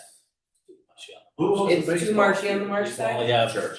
very small area for No, it. church. Church. Church on the baseball field. Yeah, there's additional parking there. We're adding a bigger area of no parking to where people are already parking, basically, Even in the no park. in the no parking. The red So, is. yeah, You're making the parking regulations consistent for that area. And how many accidents have we had? In the past year, I'd have to go through our data and actually look at it to give you a finite number. Off the top of my head, I couldn't tell you, but I think it's more I mean, so. ballpark, like, what are we? A lot? That area. It's not as common as some of the other intersections, but I think more so, like Nico said, the issue that we end up seeing is cars parking on the sidewalk itself. So now it's forcing pedestrians into the roadway. And then it's just becoming kind of bottlenecked, once we get busier times of year, Heritage Days, Carnival, things like that nature. And I think it's more so we want to be proactive in it. We don't want to wait for something to happen, in the sense of saying that we saw this as an issue and we didn't do anything. Carnival would also affect parking in Full Parkway. I can tell you that they definitely ticket during Heritage Days. Sorry. they take what? The Ticket. Google Earth. They give tickets? Google Earth does? I found that out before I was employed here. No? And I think by no means are we trying to deter parish, people from attending St. Mary's by any means. And we've had conversations with Father Matthew in regards to this, and he's been very receptive in the sense of, speaking to the parishioners there and advising them of, the concerns that we have. So it's not something that they're unaware of as well. And I think since doing so, we've started to even see a little bit of improvement in that notion as well. Secondary to this district here that we're talking about changing, just as information, this is not through traffic rules. The Jenkins School just had an approval of a $10,000 grant for signs and lines. So sometime between now and June 30th, the section going from the First Parish intersection back to Jenkins on First Parish Road, as well as on Final Ave, is going to have additional striping, additional signage that's being paid for by the state DOT. We're doing the work, but they're paying for it. And the one way, they have it one way at certain times of the day, is that what you're? No, I'm referring to making the crosswalk on First Parish Road right in front of Jenkins School. Oh, on the First north Parish, sorry, yeah. entrance, back entrance, all the way down to the church. There's going to be additional signage, additional striping, et cetera. That has nothing to do directly with this, but it's the whole district around from Jenkins. A lot of this really stems from residents concerned about pedestrian visibility, child visibility, biking to school, walking to school, going to We have a towns. lot of on walkers. Sundays. Sunday? No, but you have to have a consistent. Sunday school. Does the church That would be own Saturdays, any more catechism, land or- where they could put parking? I mean, I see it The church when also- I'm driving from walking my dogs and these people that are parking illegally on both sides of the road, on the driftway. I can't imagine that they're there for any other reason at like 7:30 in the morning besides to go to church. To go and worship. Does the church have any more land that could be developed for parking? I would say no. No? The church also owns that whole section behind the church, the grassy area around the circle there behind to the west of the church. That's the church property as well. But it's not my job to tell the church what to do with their property or where they want more parking. The church doesn't own the public street. The church has the most parking of any organization in our town already. And we're not taking away a ton of parking. We're trying to properly enforce a safety net in front of that on Kent Street. Well, I would propose to you, we are taking away parking because usually the lots that they have are full. And then this is the excess overflow parking. You have a funeral also issue going on sometimes where you can have more extra cars. And this has been going on ever since I've been in Scituate. My dad lived on Second Cliff when I was a kid. So I don't understand why all of a sudden you doesn't fix this. I don't Better understand. just because it's been happening for a long time. So I think Nico addressed this originally. The original concern came from a resident on Vinyl. Yeah, so that's kind of where it stemmed from. And her going down there with her stroller, being forced onto the roadway is essentially what transpired this. So her feeling like she can't even use the sidewalk that's there because of the I current just park saw a restriction. picture of cars parked on that, and there are none on the sidewalk. So maybe once in a while, there's somebody on the sidewalk, we need to look at that. Certainly parking on the sidewalk is a problem, I would agree with that. Right, okay. Yeah, and I think you're just trying to make it uniform across the board, so, But by saying nobody can park there, yeah. it's kind of a knee-jerk thing, even though, because park has been going on there for odd and items. Because it currently allows it. We That just yellow haven't. section, that yellow section is not an appropriate size section for cars to be off the roadway. There's not enough space at any point in that currently accessible parking area. Well, I'm gonna have to take a walk down there on Sunday. But people don't just, For a width of a car. people don't park in the yellow area and ignore the entire red area. They park on both sides of the streets and they're not getting ticketed. If they were getting ticketed, perhaps the private organization could reorganize to have more parking. I think for all of this, I think for Right. this one and the next one. Yeah. I think we're gonna have to think about it all anyway. Yeah, I'm gonna take a walk down there and Look pull at my it, head around it, but again, because then the the lanes. last we're talking 35 about, years, I've never had to think about it. As a um, private citizen, and you're talking about people going to church. So we'll figure it out. Let's figure it out. I'm sure there's a way to bring it around. We're not trying to be antagonistic to church. Yeah. We're trying to make sure the public ways are public. Not everybody in town goes to church. But everybody pays for the roads. By the way, the St. Mary's Parish has been very conducive to this conversation, I think, so far. 100%, There hasn't absolutely. been any antagonism. We're trying to work with the church to make sure, and the last thing I think we want to do is just start ticketing everybody that goes to church. I think I that's would the agree, that wrong would way. also be the wrong way. I think it's the wrong way to approach this, which is why I think it would be better to have a consistent no parking law. And make sure that they have the time Who to owns the ball educate the field? parishioners and understand. The church. The church. Oh, The point is, if you're making a no parking zone, you need to reinforce the no parking, otherwise, what's the point of putting up a sign saying no parking? That's, I agree with I you. feel like I've said that 4 times, I'm not gonna say it If the again. board is gonna mull on this for a little bit, maybe we ask traffic rules to look at possibly allowing some parking on the other side, Yeah. if that would be possible. On the March side. March side. There is some space there, people Right. park all the time in the not Get off the generally the road. way, but maybe they can get back to us, okay, if we're gonna do it with these, there is some space over here in the area from X to Y where we can put the spots. I don't think we have, it was never about the marsh side, it was really about making sure that the pedestrian access where the sidewalk. Just what I'm hearing from your colleagues, they've been looking almost for a zero-sum game, so we're not losing parking, we're still having parking down there for the church. Right. So it's worth a quick look. It's really just math for Sean to go and say, yeah, you can, or no, you can't. Dodge cars, yep. And not get hit Yeah, by some lane widths. Okay, what are you doing? Yeah.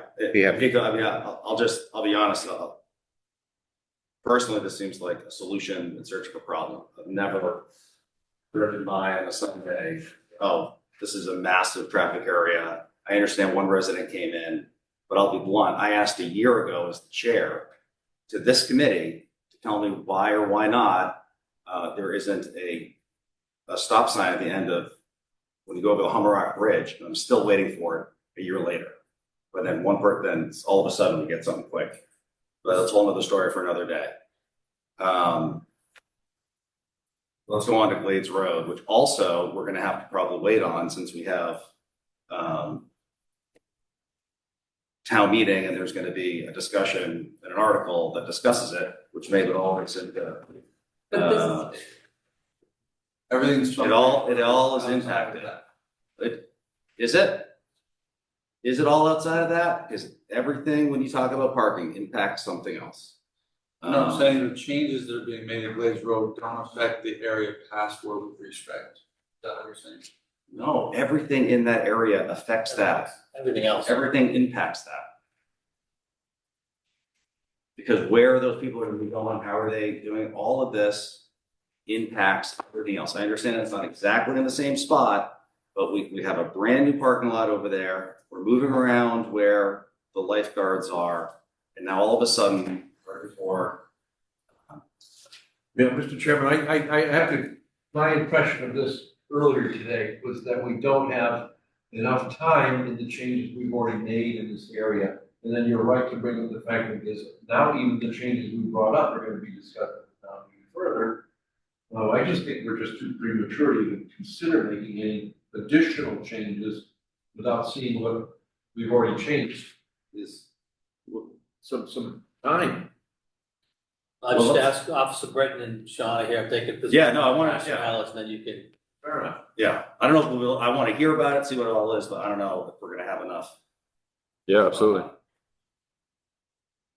Why don't we start with the 15-minute part, Sean? So, Yeah, so previously at 76 Glades Road, there was a small post office, the Minot section in town.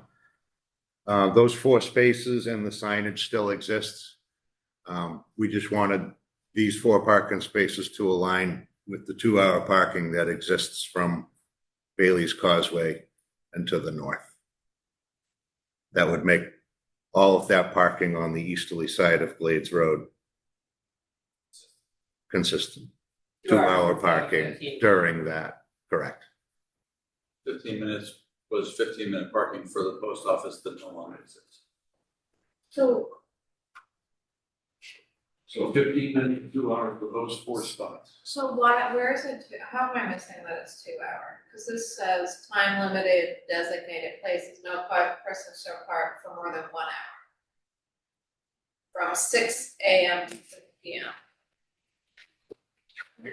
And the other one says, no person shall park in a vehicle no longer than 1 hour. Anytime from 6 to 6. And that's everywhere on Glades Road, including the 15-minute. From May 1st to October 1st. Oh, it's not in the motion? No, it's not a change, it's just what currently is reading. Yeah, and I don't understand why we would allow people to only park there from 6 AM to 6 PM when the sun rises before 6, like, we'll go to the beach before 6. That's After 6. existing on the signage today. Signage currently states. During the summer Currently- hours. Yes. Yeah. Currently, it says 1 hour, right? Currently, the signage states 2 hours. But the law says 1 hour. I don't know, the law says 1 hour for both of them. So the by- That's why I'm bylaw says 1 confused. hour, and our signs say 2 hours. Then where's the 15 minutes coming from? Well, the 15 minutes. Only if you have a mailbox. No, we're getting rid of, I get the 15 minutes. I understand. Oh, I see. I get Yeah, the that's 15 minutes because It's it okay. used to be mine post. I couldn't find the one. But I would have another question on the 15 minutes because the 15 minutes is right in front of where the old Minot post office used to be, but it is also where everybody drops off for the beach. So should we have a drop off zone for the beach? So should we maintain a 15-minute space, 3 spaces there, and say drop off only? I don't know. I mean, it seems like that's how we use the space currently. But I still really want to understand why it's 6 to 6 from May 1st to October 1st. So I have a feeling that when we present the second piece of blades, we're gonna come back to a more comprehensive proposal to delay and discuss again. So Okay. maybe we present the second part of this puzzle and then we can talk about whether we just delay and go explore the better, full comprehensive approach. If I may. So we'll talk about the next question. The third piece. After we restriped recently the northern portion of Glades Road, a pinch point became very obvious as you head west after the turnaround that's there. The regulations read parallel parking to the northerly property line of 102. As you can see, the lines shown, there are 3 cars that would be parked in the lot in the lane if we striped it. Just so happens there are 3 cars there. Yeah. 102 has all frontage, so you couldn't park there anyways. And 100 has a driveway. There's a hydrant just to the south of where it says number 96, so you lose some parking there. So you'd lose 4 spots if you take it all the way back to the hydrant. I may be able to get one after the hydrant, but you need some time to transition to get out of the head-on traffic. And that's if we stripe everything we just talked about. Because currently there is no striping from Bailey's Causeway to, call it 96, or maybe 100. Did all the new lifeguard parking to the north. Currently, there are no striping to the south, no parallel spaces. The roadway width accommodates them, granted narrow, 10-foot lanes, 8-foot parallel parking. But as soon as you get past that hydrant, Extremely thin. yeah, the roadway, All right, so eliminate parks, 24 feet. parking spots. 4. or maybe 3. No official parking spots there now. There's just space that's not illegal to park. But it essentially equates to 4 cars. Right. Based on It's legal, it's not illegal, it's legal. It's legal, It's Or like not- it's illegal, it's It's legal. legal, so. but there's some driveway cuts, so you can't park it somewhere. So So it's in not terms as big as it In looks. terms of how many cars are there on a busy beach day, there's space for 4 For cars four. that Four 4 cars. cars. Would be Right, limited due to in the that couple section. curb cuts. And the reasoning for it is simply the extreme pinch point there. Mr. O'Connor, who did the presentation to the board on the petition article, this was one of his points. Okay. I would move to delay further discussion on this until after town meeting. I agree. I just wanna say one thing. This is all like difficult and the questions that I appreciate all the work. Cause I know the committee and I know you all have done a lot of work.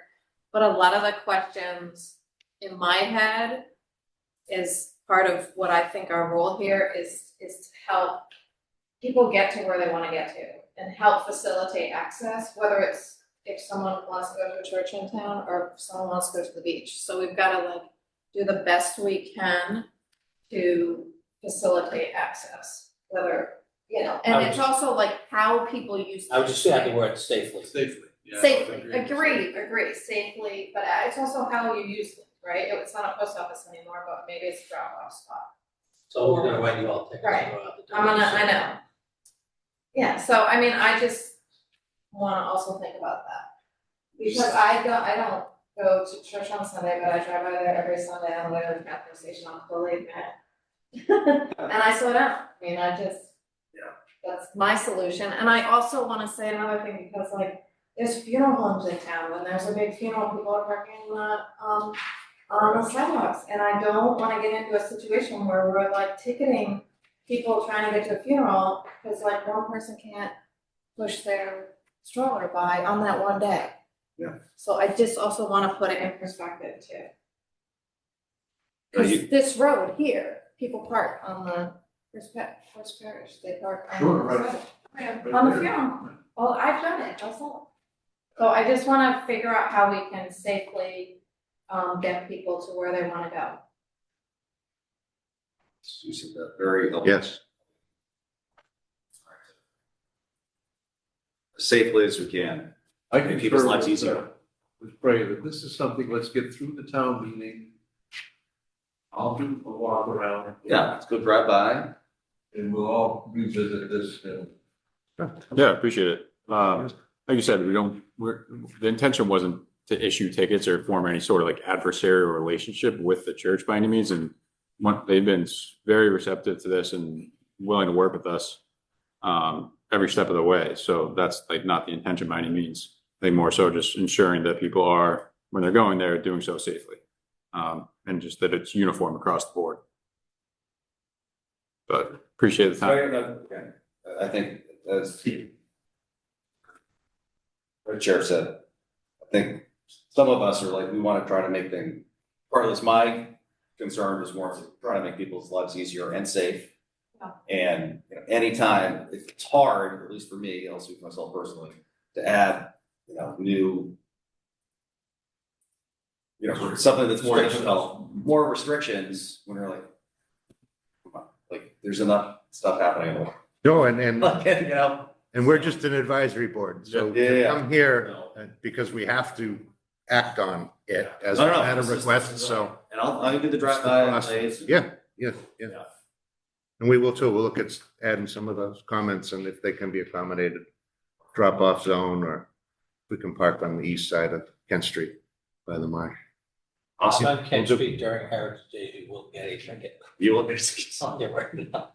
Oh. But that has But been- what if you're there on Sunday morning and That has been, that's right. Understood. Saturday night when And they. so, to their discretion, right, they understood people were illegally parking, but they were going to church. Yes.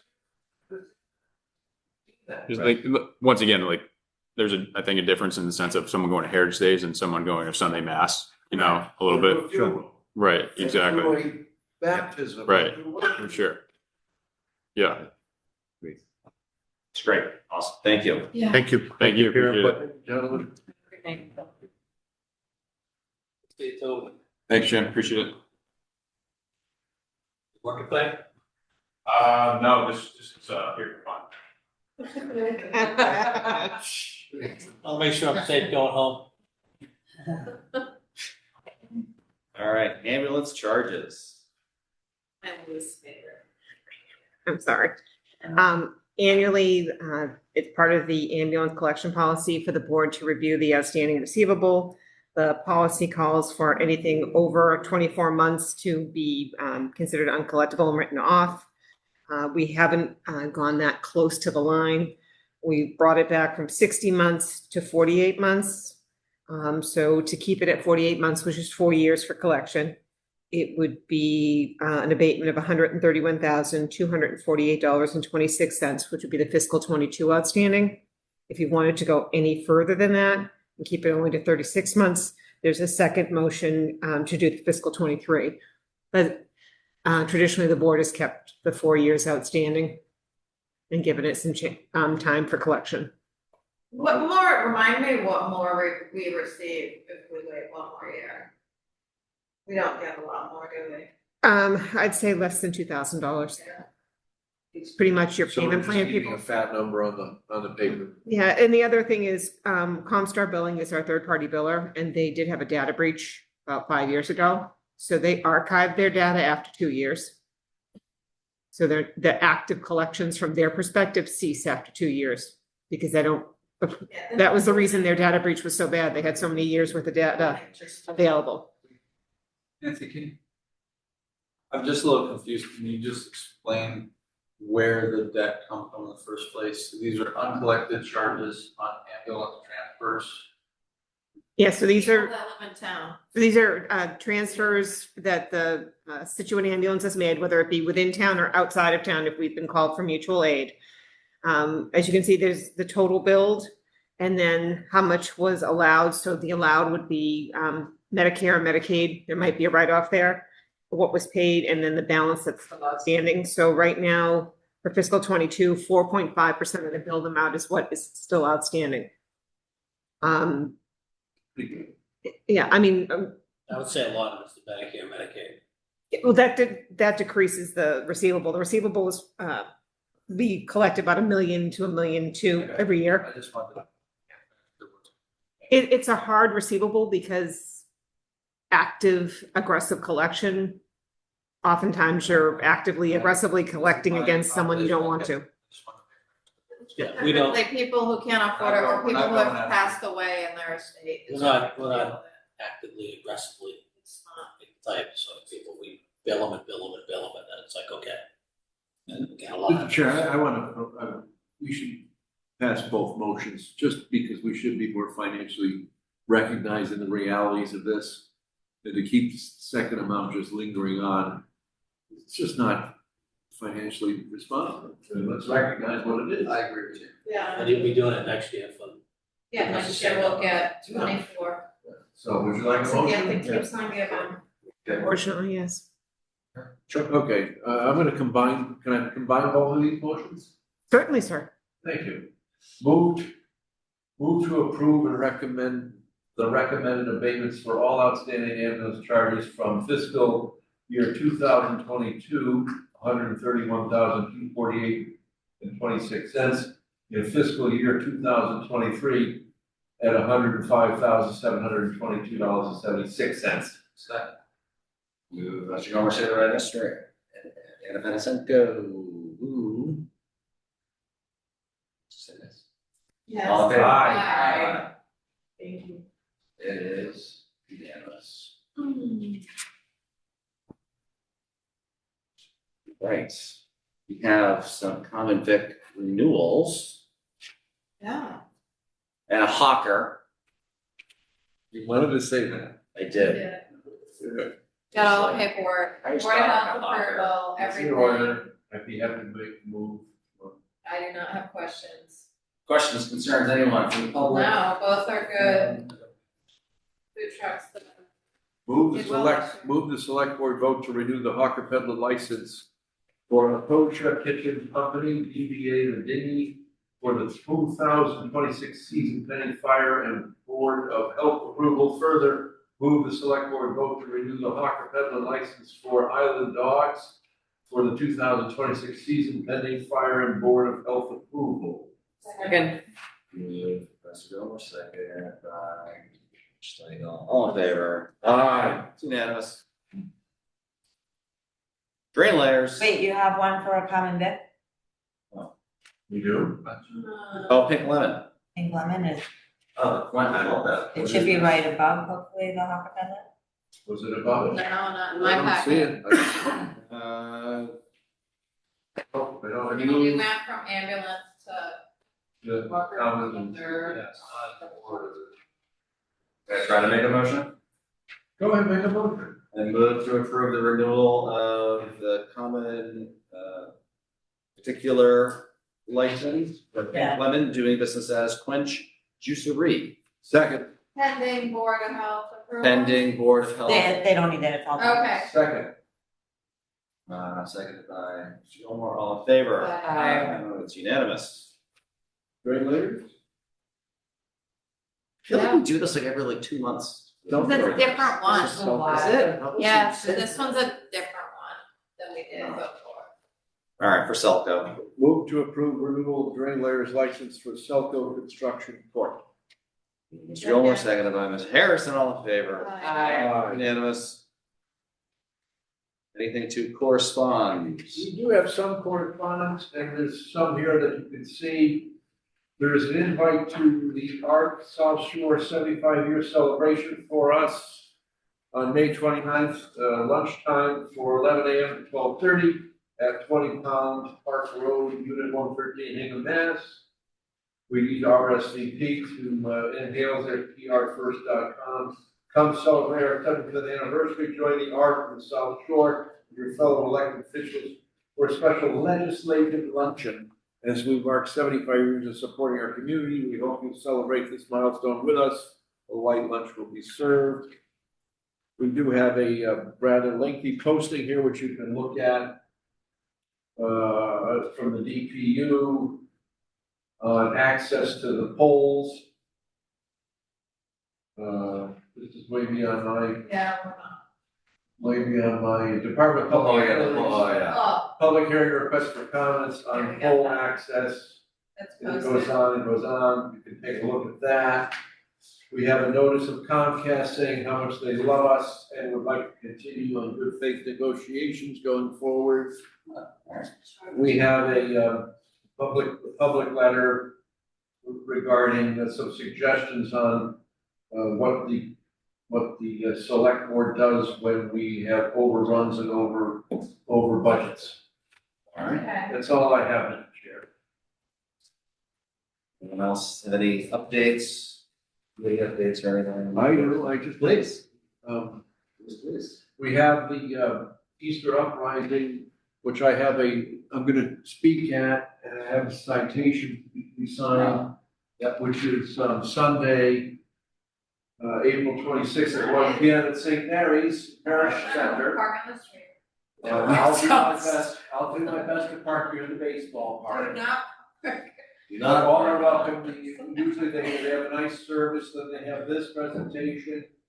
We usually have a historian talk about the Easter uprising itself, and then we all usually go back over to the monument near the former gazebo. When is that, Chief? That is Sunday, April 26th at 1 p.m. Oh. And it's the Irish Sister City folks. Yes. The ancient order Hibernians. Yes. The good people, the priest from St. Mary's. That's, it's the whole thing. It's the whole McGill. It's a very So we have event. that. We have in May. Shara, you might want to correct me on the dates. I think it's the third week of May. She knows what we're talking about. I know what you're talking about. Thursday. We have 8 to 10 visitors from West Cork County joining us for a week. I know we're going to be doing a select board dinner with them. Maybe we want them On the to visit 21st. us. Each individual will be gifted either a silk tie or a silk scarf from the select board. Should be a really great week for those visitors. Whenever it is the 10th anniversary of the signing. It is. And when I signed it over there, they treated us like royalty. Like lords of the land. Not royalty. We don't allow royalty. Okay, sorry. I was trying to just use The lords of the land. They really rolled out the red carpet for us. So I'm looking forward to this time. And Brenda O'Connor and her team have been really working very hard on all kinds of, these people are gonna be exhausted when they go home. They're gonna wanna go home. They're gonna be exhausted. And, That's some good stuff. so I'm all excited about this coming month is gonna be good. For May, very for the month. I just have a quick update from the veterans. Obviously, the Memorial Day parade and celebration is happening on Memorial Day. They're looking to do a Memorial Day or a veterans, I believe it's the first Friday in May, a veterans, a special veterans coffee, probably at the Council on Aging at 9 a.m. And then Memorial Day is the 25th. I believe the parade starts at 10 at the high school and marches down to the common where there will be speakers and runs balloons and all that kind of stuff, so everyone should plan on attending. Mr. Chair, I did have one other thing, yes. Last night, and I know Nico stopped in, down in the big room of the library, we had the Scituate Housing Authority, the Affordable Housing Trust, a person from, I can't remember, the MEAPC, Housing Advisory Committee. They had a great seminar last night, and it's the first of two. So this was Affordable Housing 101. They're going to be announcing Affordable Housing 102, talking about all the various plans, talking about the existing sites that we have, Wheeler Park 1, Wheeler Park 2, Blossom Greens, et cetera. And it was just really comprehensive, and there was, I would say, 35 or 40 people there. I think more than that. Library Park terrible. So I thought it was really good. That's great. Look for the next one. Planning was there. Our state representatives were there, both Joan and Patrick. And our state senator was there. So it was a very, very, I thought productive. When I left there, I felt a lot more informed about the efforts that these people make to welcome anybody into our town if they can. It was good. We did a nice, it was a nice event. It was at the senior center. It was, this, but once a month, it's like meet the select board. Yeah. And a lot of good feedback. One of the largest feedbacks that was maybe we had an additional bench somewhere on Front Street, because there's one by the jiu-jitsu place, one by the maybe one near the by the bike repair shops, and then you can take a seat either at one end in the middle. But it was a wonderful event, very nice. Met a lot of great folks, so it was good. Oh, great. I don't have a lot because I was gone and catching up with committees, but Thanks for that postcard you sent. It takes a while. I got it today. It does take a while. It takes a while to be it now. I'll be it back. The CBC met and discussed, among other things, the Pier 44 Shark Park. With some really good feedback. Generally, they're in strong favor of the park plan and the park, but they still are worried about costs. And at the moment, we're trying to refine some of those, find some places to whittle away to see if we can figure it out. The main concern they have is that the hope was to bring that up in September's special meeting, but there's a very high likelihood that we will not have any information back about potential grant applications by September, which means that we won't know what actual funding would be required at that point, and that would force us, if we were going to put it through in September, to fund the entire thing. CPC both can't do that, doesn't want to do that. Yeah. So it puts us in a bind there with timing, and very likely we're gonna have to look at pushing into next April. But we continue to make progress and generally are getting strong positive feedback on understanding that the park is the way to go, understanding that there aren't a lot of other good options, and understanding it's more expensive than it would have been 8 or 10 or 12 years ago. But may I ask a question? Because I've been in some of these meetings. This park there doesn't all have to be built all at once. It can be phased.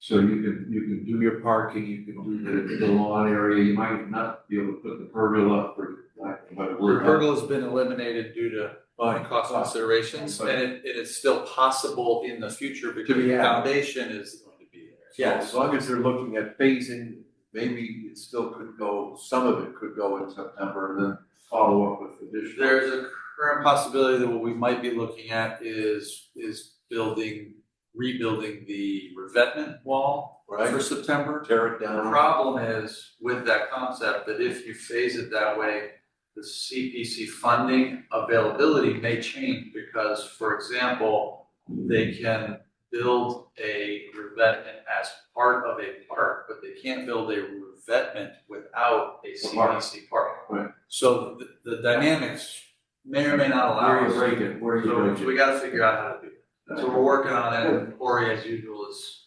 It's on. Corey's on. Corey's on. So we're working through it. Good. Nice. That's I'll good. have more on other things next. All right, I'll take some approval of some minutes.